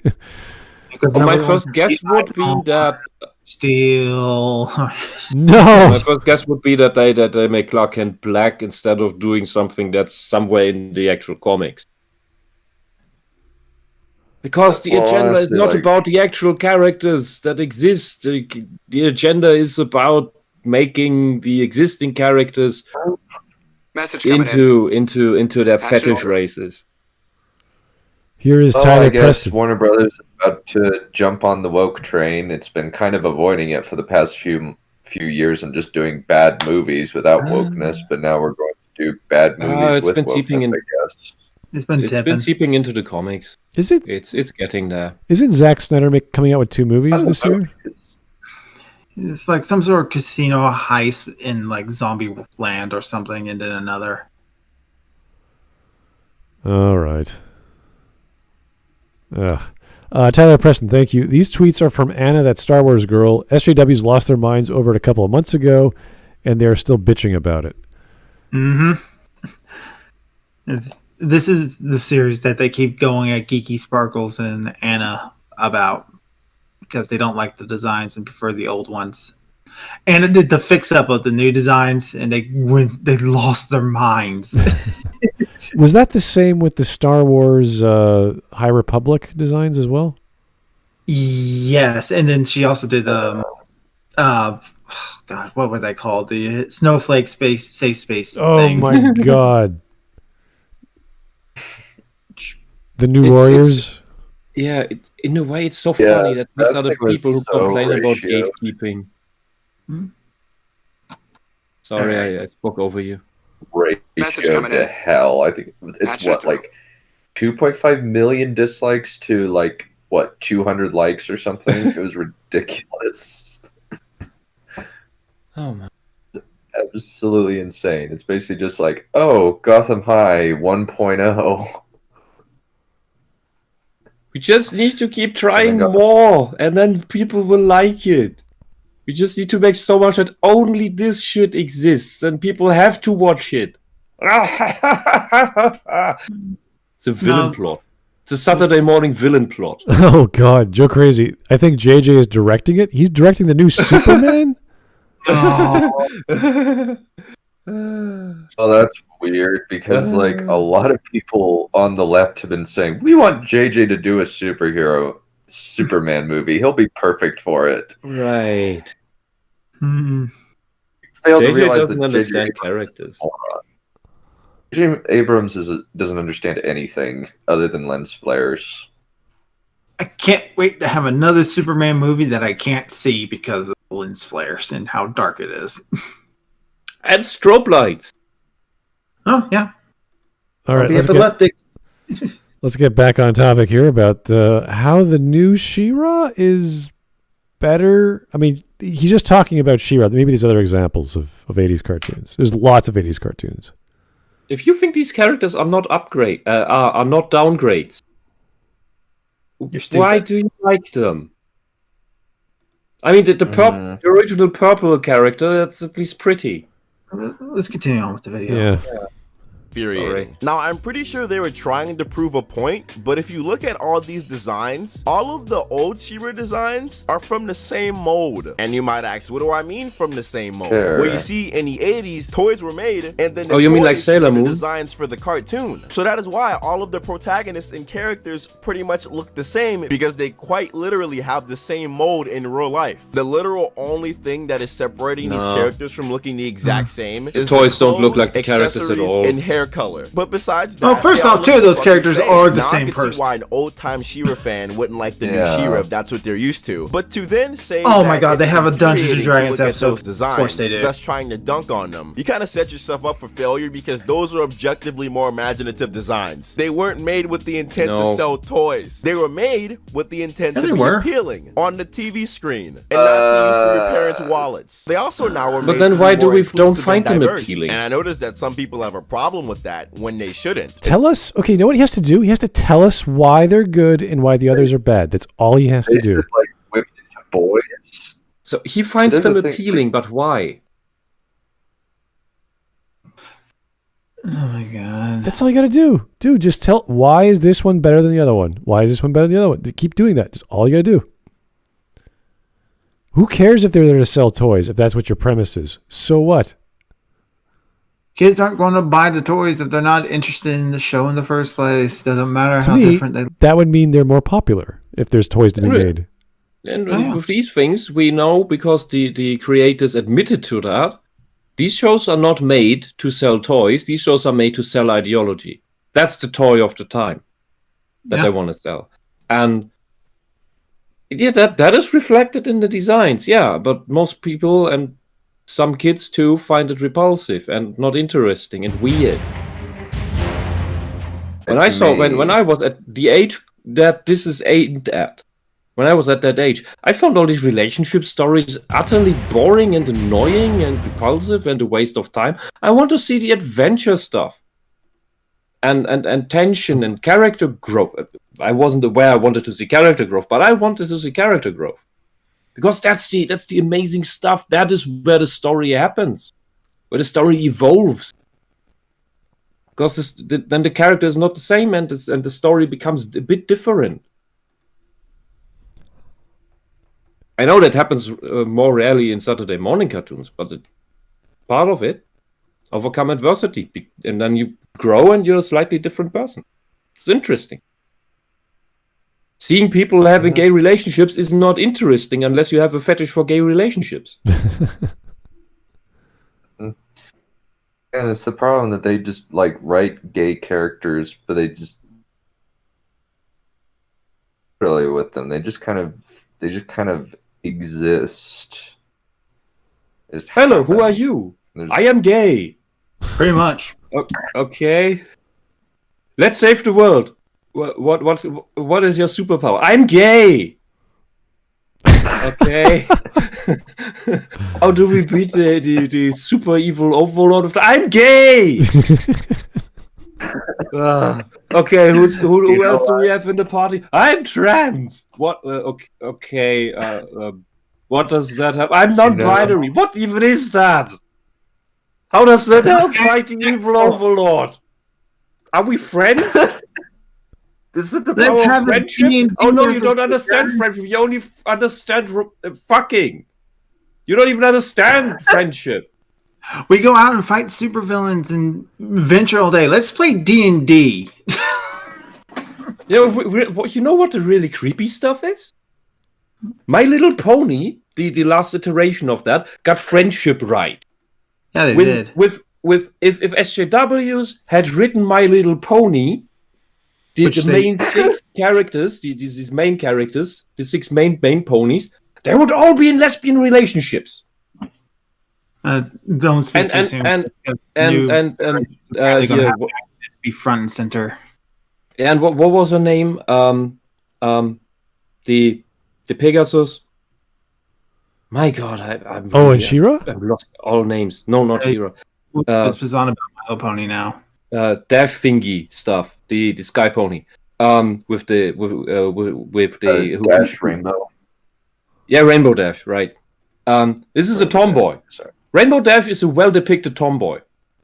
They would have made her into a trans man.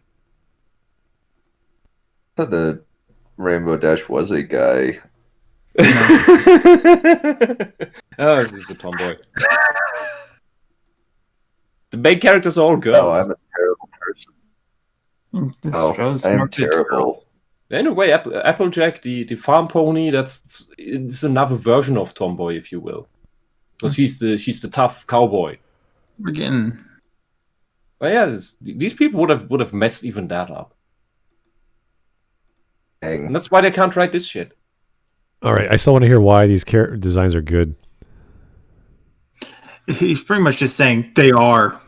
Because they're not toys. They're uninteresting. Because they're new. They're shiny and new. That makes it better. Shiny and new and chrome. Remember the Thundercats? Rusted. The actual weird-looking Thundercats reboot? Are those designs even remotely attractive? To let alone be considered better in the 80s? I wouldn't know to whom. 2011? The original. I prefer them to the original. Thundercats. Was it Thundercats Roar? What the hell was it called? We don't talk about that. Yeah, That never that's existed. No, I'm sorry, Smith. Thundercats. There's nothing like that. Yeah, I mean, in the 90s, we had cartoons like Rocko's Modern Life or Our Monster that were deliberately ugly, but that was part of the idea, part of the thing. This stuff is just failing at aesthetics. This is not deliberately ugly; it's just failing at being aesthetically pleasing. Like that thing is terrifying. Well, depends. It seems like chibiism has pretty much infested the world of animated cartoons. No, if this was chibiism, it would be aesthetically pleasing in some way. It's half-assed anime. It's essentially what they're trying to do, except they don't know what makes anime aesthetically pleasing. I mean, we could talk about the color effigy. palettes, the use of shading and light and dimension and form and figure, and say, yeah, this is much inferior than the 80s or even the reboots in the 2000s, or sorry, whenever it was. But the design is like, it's, googly eyes and that Google. Oh, that one? No, I thought you were talking about. There's been 2 Thundercat reboots in the past few years. I told you, Thundercats Roar is not a real thing. You gotta let it go, Smud. Okay. The Thundercats Roar does not exist. Patching it through. No. Like the BBC Narnia movies. Exactly. Most Narnia fans. Here is Joe Crazy. The designs are easier to animate. Unfortunately, they sacrifice the appeal. They sacrifice everything. They sacrifice dignity. It's not virtue signaling to add diversity in your cartoon. It's just inclusive of all the people watching it. And that includes body inclusivity as well. You don't just have all Whoa. Not a word. Not a word. Body inclusivity. An overweight female is a better. Look at the girl on the left. Okay, she's a gorgeous figured lady. I'm not saying the girl on the right's unattractive, but I know it's more attractive. Isn't this the character they gave fart powers to? What? Yeah, one of the characters has fart power. You kidding? The original character had power over wind, I believe, and the new character, they expressed this through breaking wind. Because that's funny. Uh-huh. It's funny. Did I just... No, you're kidding me, okay? Please. Honestly, I would not... I know SJW humor is mainly toilet humor, but please. Please. Yeah. I'm sorry, my computer froze up there for a moment. Did I robot on you guys? Not right now. Fine. Okay. They have a character called Castaspella, okay? That's just a 40-year-old mom character who's had maybe 3 kids or something and didn't get her shape back. You know what? Body Yeah. inclusivity. It's just a middle-aged woman. Middle-aged mom, that's all that is. She's 14. That is 14?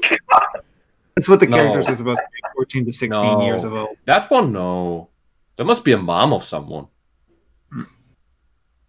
Oh, that ain't a mom. And if it isn't, they're not very good at communicating their character design. Okay, anyway, there's many reasons why I can say the one on the left is more attractive, let's say. Okay, let's just go. Okay. Well, you don't just have all skinny, buff, Amazoning men and women watching your cartoon. Or kids that... So what? What's the point? This is the world of the Masters of the Universe. You understand? The Masters of the Universe. Heroes and villains, superheroes. We want them to look strong or relate to their power in some way. Not be furries. And just... Oh, Lord. I don't mind having a character here or there who's like a master of the universe, but he's like fat and old and like he's got all this wealth or power. He has power in other ways. I like that idea. Fine. He is Harkonnen. Yeah, he's Baron Harkonnen. Miriam Mopatis or Varys from Game of Thrones. Yeah, as an example. They have fat guy who's got a lot of power. Yeah, they have political power. They have social clout. They got all these other things that they can wield, not based on their physicality. But here we are always talking about warriors. Yeah, exactly. We're talking about fighters who are doing amazing. Like He-Man is extremely powerful. She-Ra can control her sword to transform into all different things. Like she's a crazy warrior. You can't have lard asses running around. It doesn't make sense.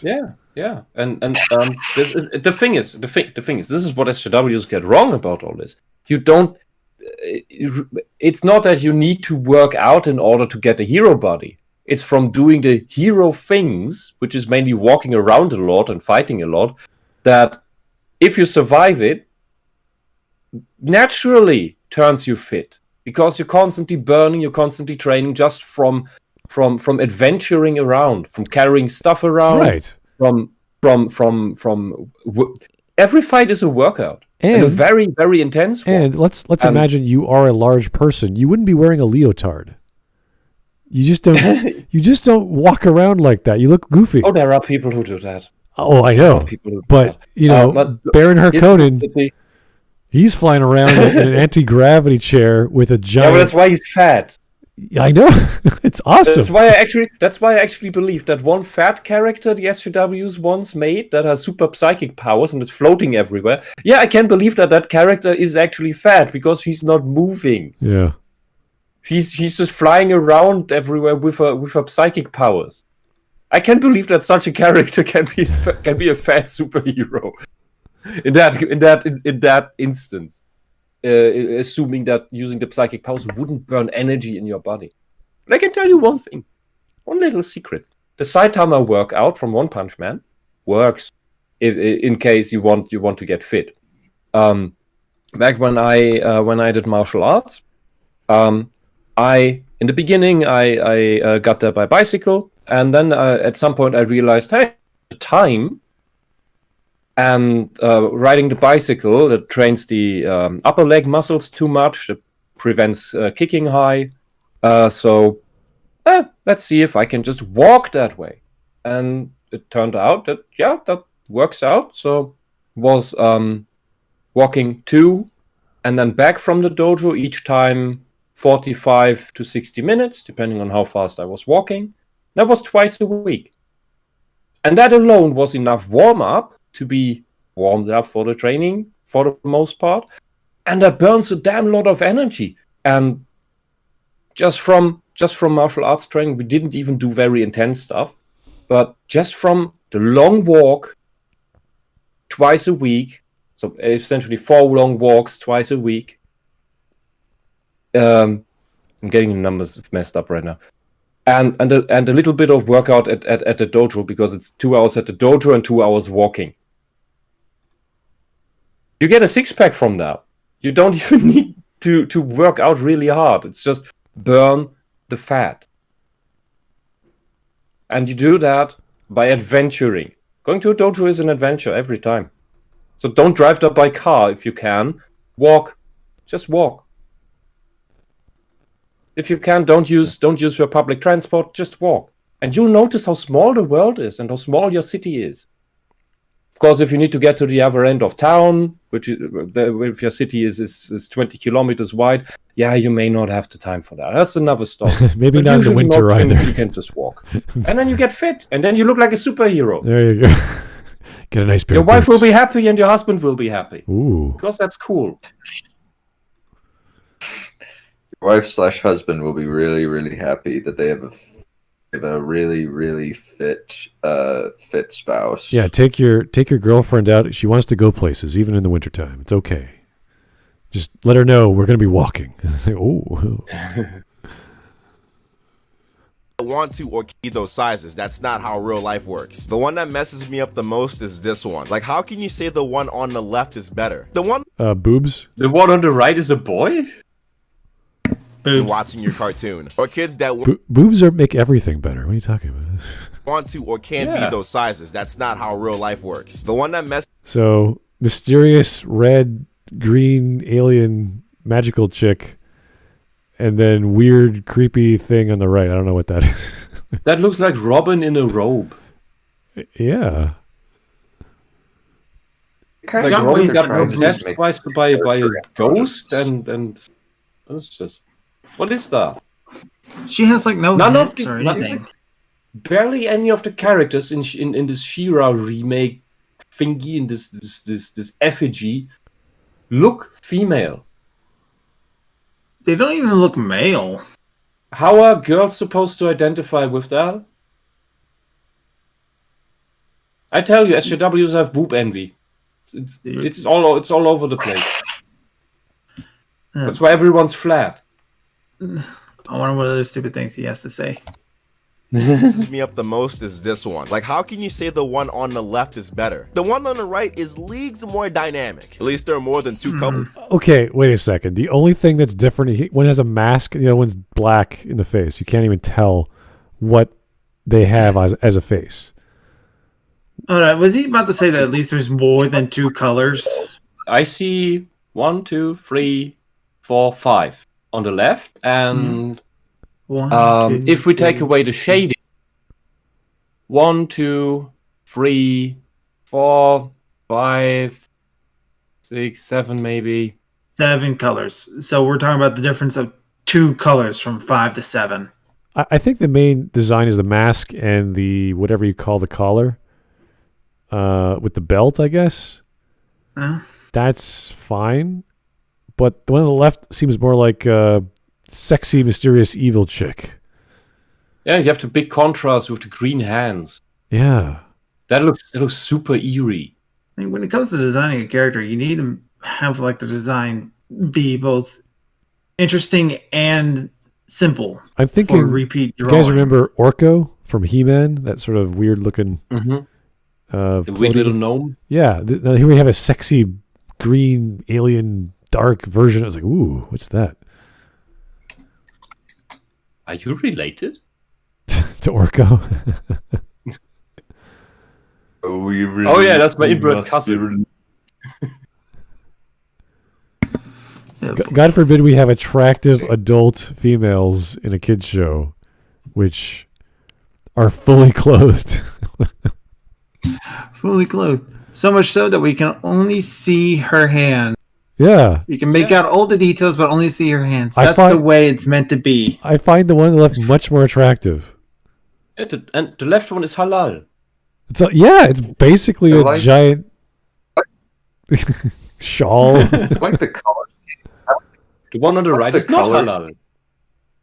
I like the one of the. I like the color scheme of the one on the right, but yes. I like the design figure of the one on the left. If we're talking about light and shadow, yes, the newer ones, they have higher res. They use different techniques for making form and figure stand out more. That's not the argument though. And that's shading for one. Right. So we were talking about the actual design, the form. And the figure, not the depth of color or this or that. We could have given the one on the left like 7 different shades of red. It wouldn't make a difference to me. It's the actual design. What does it do for you? How does it make you feel, really? Like looking at it. How does it make you feel? I just want to reply to Royo in the chat. No, that's just something I have observed for the past decade, all the time. I've been around in these circles for a long time, and that is rampant there. That is really just beneath the surface. And if they talk with each other, it's envy. It's all envy. And that's why they try to tear each other down. There's no love there. There is no real beneath the virtue signaling. It's all just hatred and envy. It's strange when they talk about the female form in media, video games, movies. Oh, they're just using that to attract men. It's like, sure, yeah, and and look at the women who are saying that. Oh well. Look at the one. You get to look at really. I'm sorry. It sounds superficial, but it is because these people are superficial. They're insecure. They're insecure about their own looks, so they try to tear down those that they think look better than them. That's all it is. They want to get rid of competition. And they want to get rid of anything that looks, any fictional character that looks better than them, because they fear that as long as men are aware that there are depictions like archetypes, including even Greek depictions of femininity, as long as they look better than they are in real life, they feel insecure about it. They think they need to get rid of that so that no one can conceive of anything looking better than them. I like how he mentioned inclusivity. It's like, well, how about, women who are rather curvy? Like, there's lots of black women who are gorgeous. They have incredible curves. And where's that depicted in here? They're not. There's nothing. There's no curvy women here. They're all just either overweight or flat. I can think of 4 or 5 black actresses / singers that like that description. Like Beyonce's one. Angela Bassett still looks great. Oh yeah. The whole fit that and that are very curvy. Right. So if it's inclusivity, there's a whole gamut of humanity. Like where do you draw the line? Where do you say, oh no, we got our requirement for inclusive people, and that's enough? Mm-hmm. You're like, wait, what? Why is that case? Why are you the mediator for these things? Why can't we see everyone on the planet? Why can't we see Indian curvy women or Eskimo curvy women or whatever? Like, go crazy. Why can't we see that? I just don't like these arguments for some sort of ratio. We have to get the right number of people, to look the right way. If we're going to do that, where are all the supermodels? Where are all the tall, thin women? Yeah, exactly. I guess that's the one type of representation that is missing, and that is also when there are sometimes moments where the top-heavy girls, the fit top-heavy girls on Twitter, then keep complaining when SJWs go at another character they want to fix by removing all the feminine traits, including the top-heaviness. Because they then ask, where is our representation? That happens relatively often. And to reply to Royo, as far as I've read, it sounds simplistic, yes, but the underlying issue, why they are the way they are, is that these people are inherently narcissistic in different styles and different flavors of narcissism, but that is what drives them. They are stuck at an emotional level of development that is not very far developed. And this is a basic concept, to have elements that, if you're going to argue diversity or complexity of a system, whether you're talking about people or technology, you have to plan it out and think ahead. Say, okay, what is the gamut? What's the range that we could include for characters? Let's really mix up these designs to have aliens and people with, like, what was one of the girls? She has like lobster hands or whatever. There's all these designs. It's like, use that, go crazy with it, but they don't do much with it. It's just always generic female who has lobster hands. Oh, she has a buzz cut. Okay, cool. Next one, a short kid, androgynous, purple, pink, pastel color. You're like, that's it? That's all you're doing? Yeah. What you see oftentimes is, because of what I mentioned before, is that is the same reason why you have these self-insert Mary Sue characters that are designed after the looks of the creators of these shows, or the comics, or whatever it is. Like this daughter of Starfire that is just an overweight small blob. The daughter. And then you see a picture of the woman who designed that character, and okay, it's another self-insert because the woman looks exactly like what she designed there. Isn't it interesting how fantasy stories, we want amazing, fantastical elements, not just mundane shit all the time? We want the really strong knights who can wield a bastard sword or have heavy armor and go into... we want these awesome looking dudes and females and dragons and whatever. We want that. We don't want a tiny little dragon unless it's the story of a of a coming of age for a pet, or how to learn with adversity or the loss of a loved one, and you have a pet to take care of you, and you take care of it. It's this charming little bonding story. Like, you want these elements because they're beautiful and charming and lovely.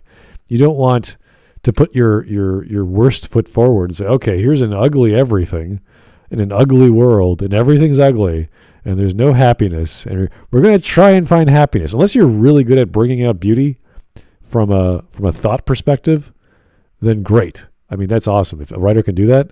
But most people, when they read something and they see or hear about something gorgeous or beautiful or magnificent or strong or healthy, they need those ideas to be depicted in media properly. You can't just have mundane people. It just doesn't work as effectively, rather. So, if you wanted to tell the story of a hero character who was mundane, struggling in a world of geniuses and overcoming, great. We've had those stories before. They exist already, and they work well. Naruto is a great example of a ninja kid who doesn't have any skills. He's not very good, even though he has this horrific backstory. It's dark and twisted and violent. He struggles. He strives to be better, and he does it to prove to his community he's worth it. It's simple. He becomes strong. He becomes an athlete. I think a good example is actually Tyrion Lannister, where his exceptionalism is opposite to everything within his culture. That's a great example. He doesn't fit with any models masculinity in his particular sphere of influence, but he's still that sphere, even though eventually it's kind of clear he's going to turn into a villain because he's in a very dark place right now in the books. You're right. As a guy who uses his intelligence to understand politics and people's motivations, that's probably the best kind of person you want in that sort of world, as opposed to just a warrior or a good leader. He's a little bit of he's not a little bit of everything, but he is very good at wit and intelligence to charm and beguile those around him. So, yeah, I think he's actually a very good character for the story. One of the best ones, actually, because of his ability to survive in that world the way he has. He's well contrasted against his dad, Tywin Lannister. Oh, yeah. And Tywin is amazing. Fantastic character. Yeah. Tywin pretty much is as well as really scary and intimidating, but also charismatic at the same time. I think he's honestly one of the most underrated villains of all time. I mean, is probably going to go down in history as one of the better villains of television. Oh, yeah. Okay. All right, 2 minutes done. Let's keep going. On the whole fucking outfit. The person also complained about them switching the sexuality of the character, as if the sexuality has any meaning within the story, or a precedent that has to be set. There's no She-Ra has to be straight kind of thing. That doesn't really matter. I hate when I make these types of videos and people are in the comments no, this doesn't happen, when I literally see people on Twitter saying, yeah, the CalArts style has ruined animation or some dumb shit. This thread is just so bad that you think that it's ironic or like a joke or it's bait, but no. Who are these people? This person says new cartoons are just the absolute worst. Some of the laziest, most unappealing character designs I've seen. Now, when you look at 5 of these character designs next to each other, and 5 of these, terrible. Which group do you think put less time into coming up with their character designs? I say that I think the one that basically... It doesn't matter how much time they put into it. It's the end result. I don't care if they took a year or 2 seconds. What is attractive? Let's just bring this up again. The one that basically used the DeviantArt base for all their characters is the more lazy group, objectively. Someone also said that female characters aren't allowed to have breasts anymore. Or these are kids. I don't know what to tell you. They're kids. Predicted what he was going to say. Bitch is wearing a cloak. If I can't see the imprint of her arms, why am I seeing the imprint of her chest? It doesn't matter. Exclusively tight? it doesn't matter at what age social justice creators put their characters. Then they try to forgo female sexual characteristics, including breasts. It's not just here. It's all over the place. It's in video games. It's in Magic the Gathering. It's in fucking Magic the Gathering with the new art. It's in Hearthstone. They started censoring that as well for some unbelievable, unconceivable reason. And they're even doing like stuff with like if we look at She-Ra, like they're even making the male characters kind of rounded and cuddly looking for whatever reason. Yeah. What was the other point I wanted to about? No, sorry, I lost the plot. Here's Joe Crazy. I understand wanting variation in body type, but I expect people who fight on the daily to not have the blood type of pudding. Oh. Oh, I remember. When I was in 5th grade, we got the village kids coming into the city because the village elementary school only went to 4th grade, and in East Germany, elementary school goes up to 6th grade. And there were 2 girls. So that was 5th grade. What was that? 11 years old? 11, 12? One girl had C cups, the other had D cups. And they were not fat. They were just very early bloomers. Mm-hmm. So that stuff does exist.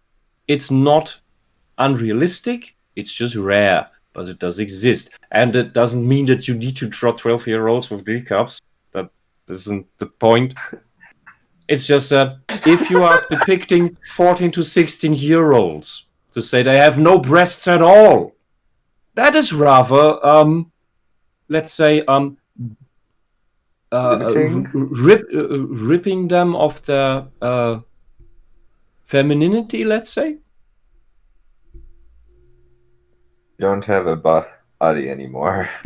Yeah, your girls aren't allowed to have female bodies. That's rather what it looks like. And that is regardless of age. Just everyone's a blob. There. Oh, so that's like great character design. Looks the epitome like of sex garbage. appeal. Someone also complained about kids' cartoons being relatable instead of being inspirational and teaching life lessons for real. Now, it might be hard to say this, but the only way of not being campy and having a little life message at the end of your video directly talking to the viewer like they're fucking 5 is having relatable characters going through situations that are somewhat realistic in a fantasy scenario. All I'm saying is that if you literally want a door to look at the camera and tell you to be a good person, that's not inspiration or teaching a life lesson. That's fucking Dora the Explorer. These face. Wait, slow down here. Okay. I think what he's referring to is at the end of Sailor Moon, I can't remember the name of the organization, but they had to have, like, they believed in the 90s you had to have some sort of moral lesson, like a PSA at the end of all your episodes, so that there's something you're teaching the children. So they would watch the episode and then try and figure out a moral out of that and then apply it to the end. And sometimes there was no moral because it's just freaking Sailor Moon having fun. So they had to invent, when I'm with my brother, I'm doing like this Sailor, it was called Sailor Says. It was 30 seconds of the voice actors making shit up while they clipped scenes together of like Serena eating like a pig and so maybe I shouldn't be doing that. You know?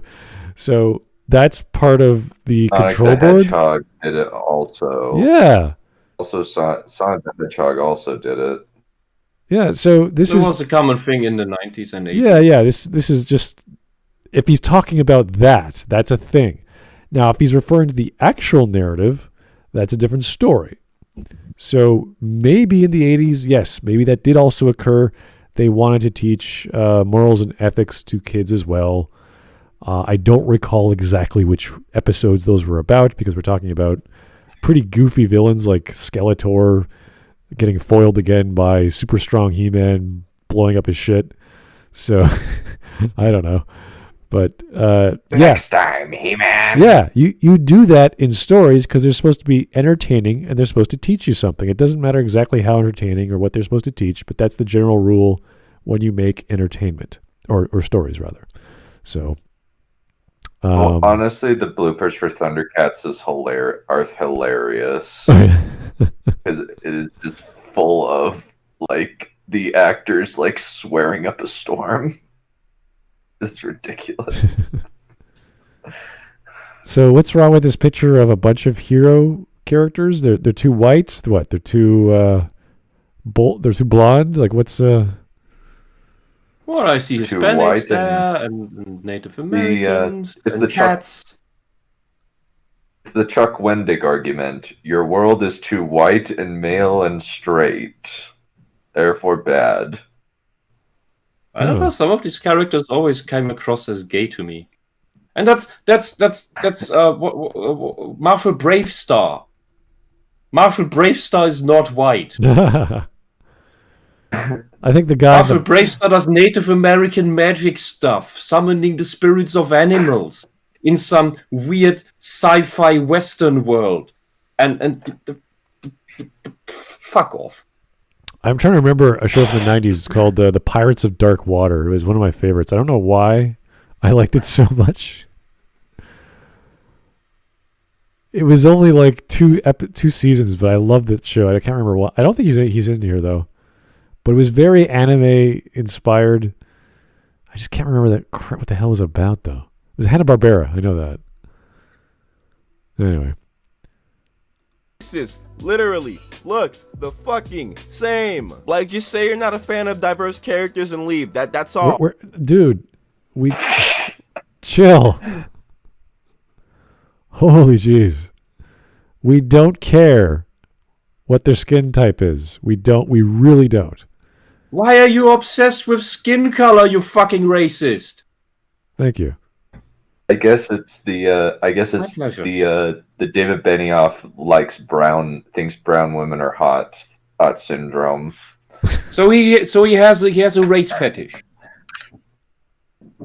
Okay. Yep. Ironically, yes. In his commentary for 25th Hour, he's perving over Rosario Dawson, saying she looks exotic, and it's throughout his books too. Oh boy.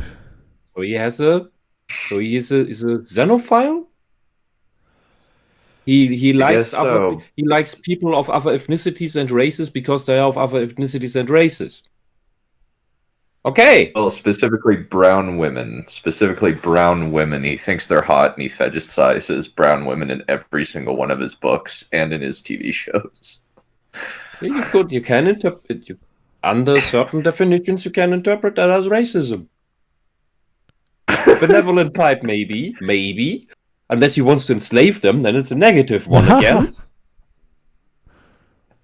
Because he wants a harem of them, maybe. I think he wants to own all of them because he always gives them to his self-insert Mary Sue characters. Oh. Like, literally, they're named Lev Benioff. Depth of animation. You're welcome to like whatever cartoon era or decade you're from, or just have a liking to. But don't pretend like the new shit is lazy, because there ain't no lazy. It is. Look at the animation. We're not saying it's lazy. We're saying it's intentionally bad. Which there's a world of difference. Which is also true. I mean, are you familiar with the interviews with the creator of Thundercats Raw? Oh.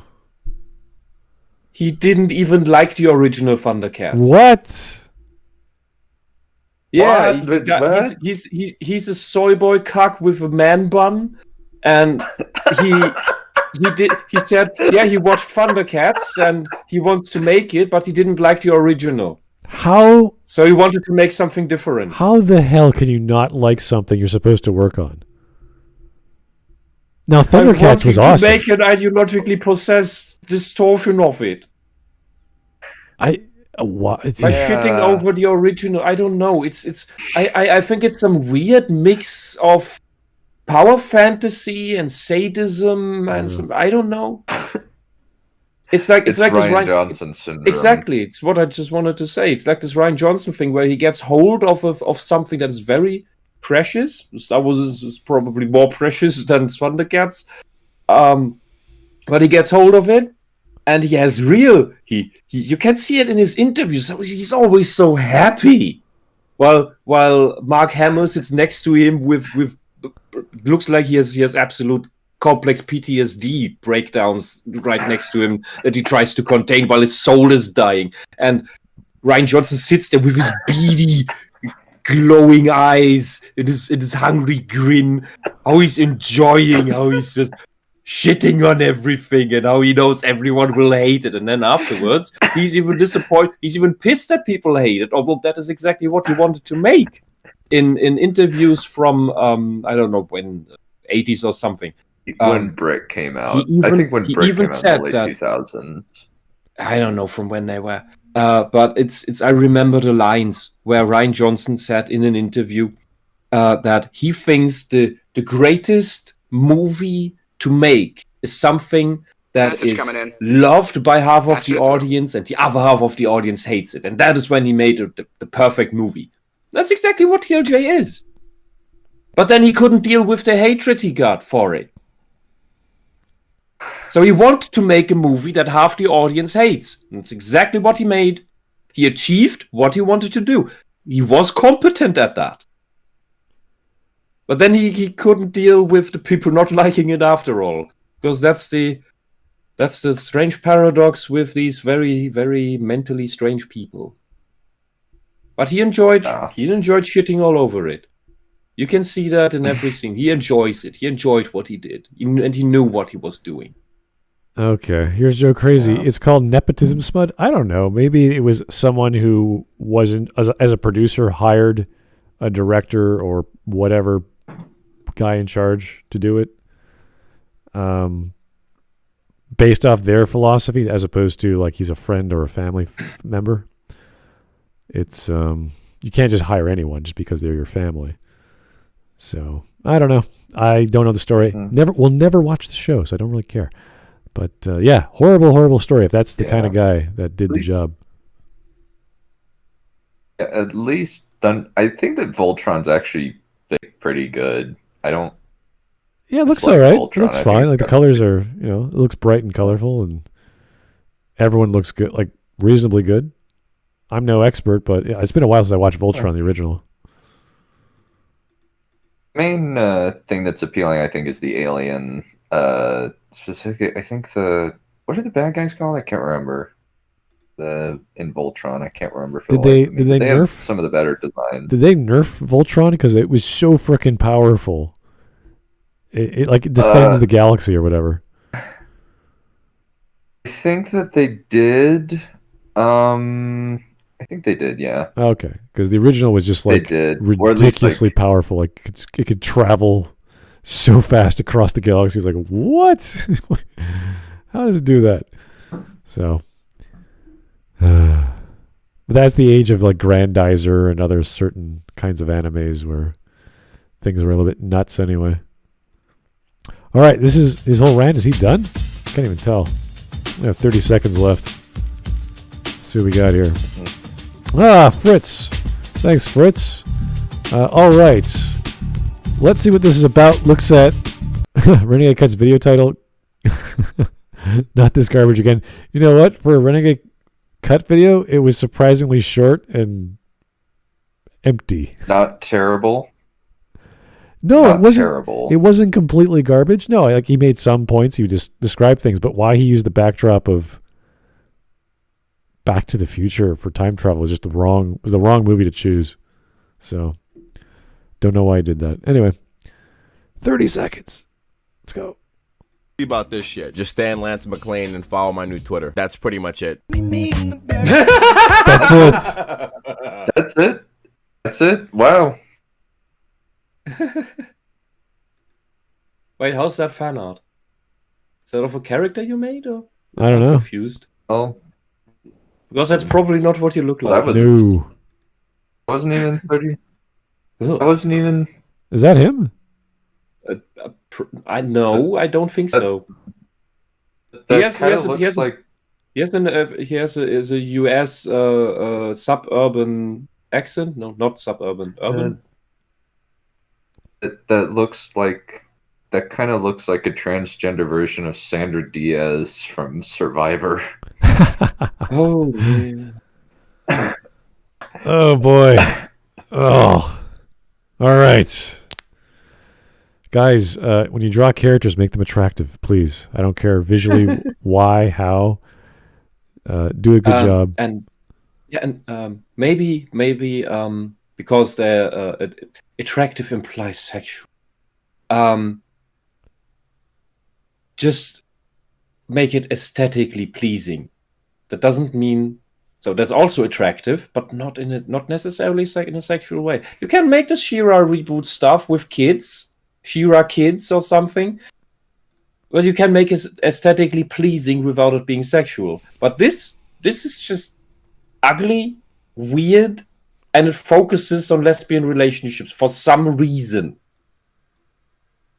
That's apparently the selling point. Yeah, there are gay people in it. And the target audience for that. People. Is that it?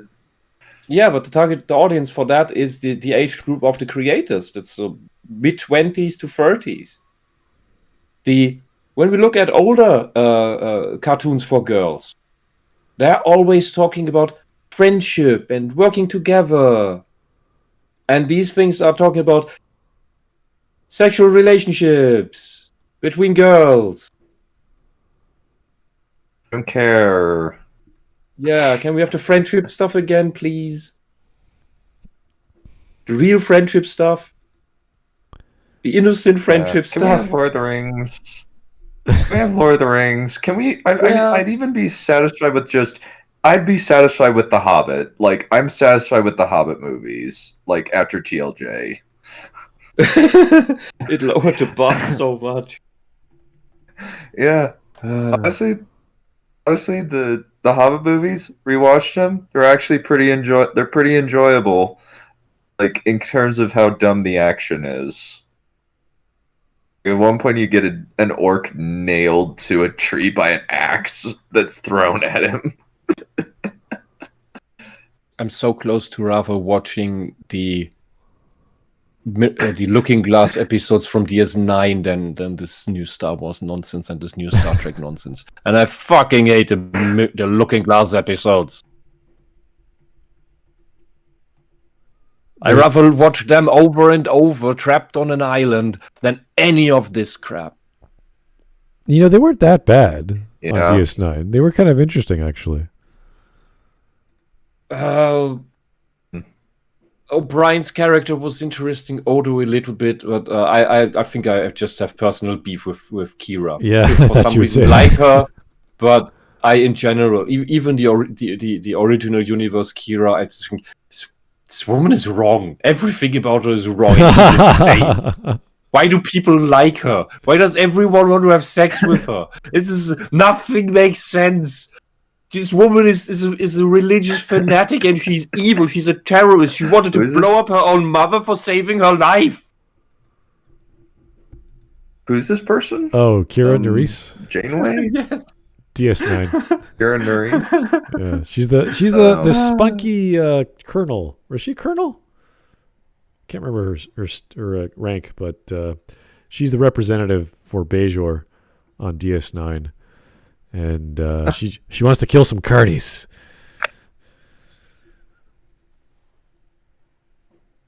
Great show, by the way, but there are some interesting. I think she has a great character arc, or rather, growth as someone who deals with her issues. Yeah, she does that. Blowing up her mother is not a good idea. Yeah, and then intervenes so that she doesn't explode her. Yeah, she has character growth, yes. I fucking hate her. Sorry. My personal favorite's Kai Wynn, but that's just me. Her actress is played by a lady named Nana Visitor. Yep. What does that mean? But Kai Wynn was interesting, but I think she had a complete character change after she came into power. Well, that confused me, because before that she was this super cunning, super devious, and calculating, manipulative character, and after that she was instantly humbled and insecure. That confused me.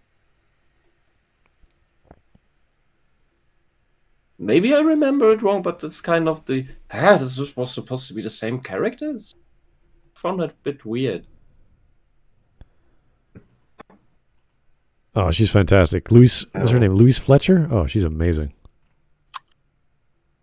She played Nurse Ratched.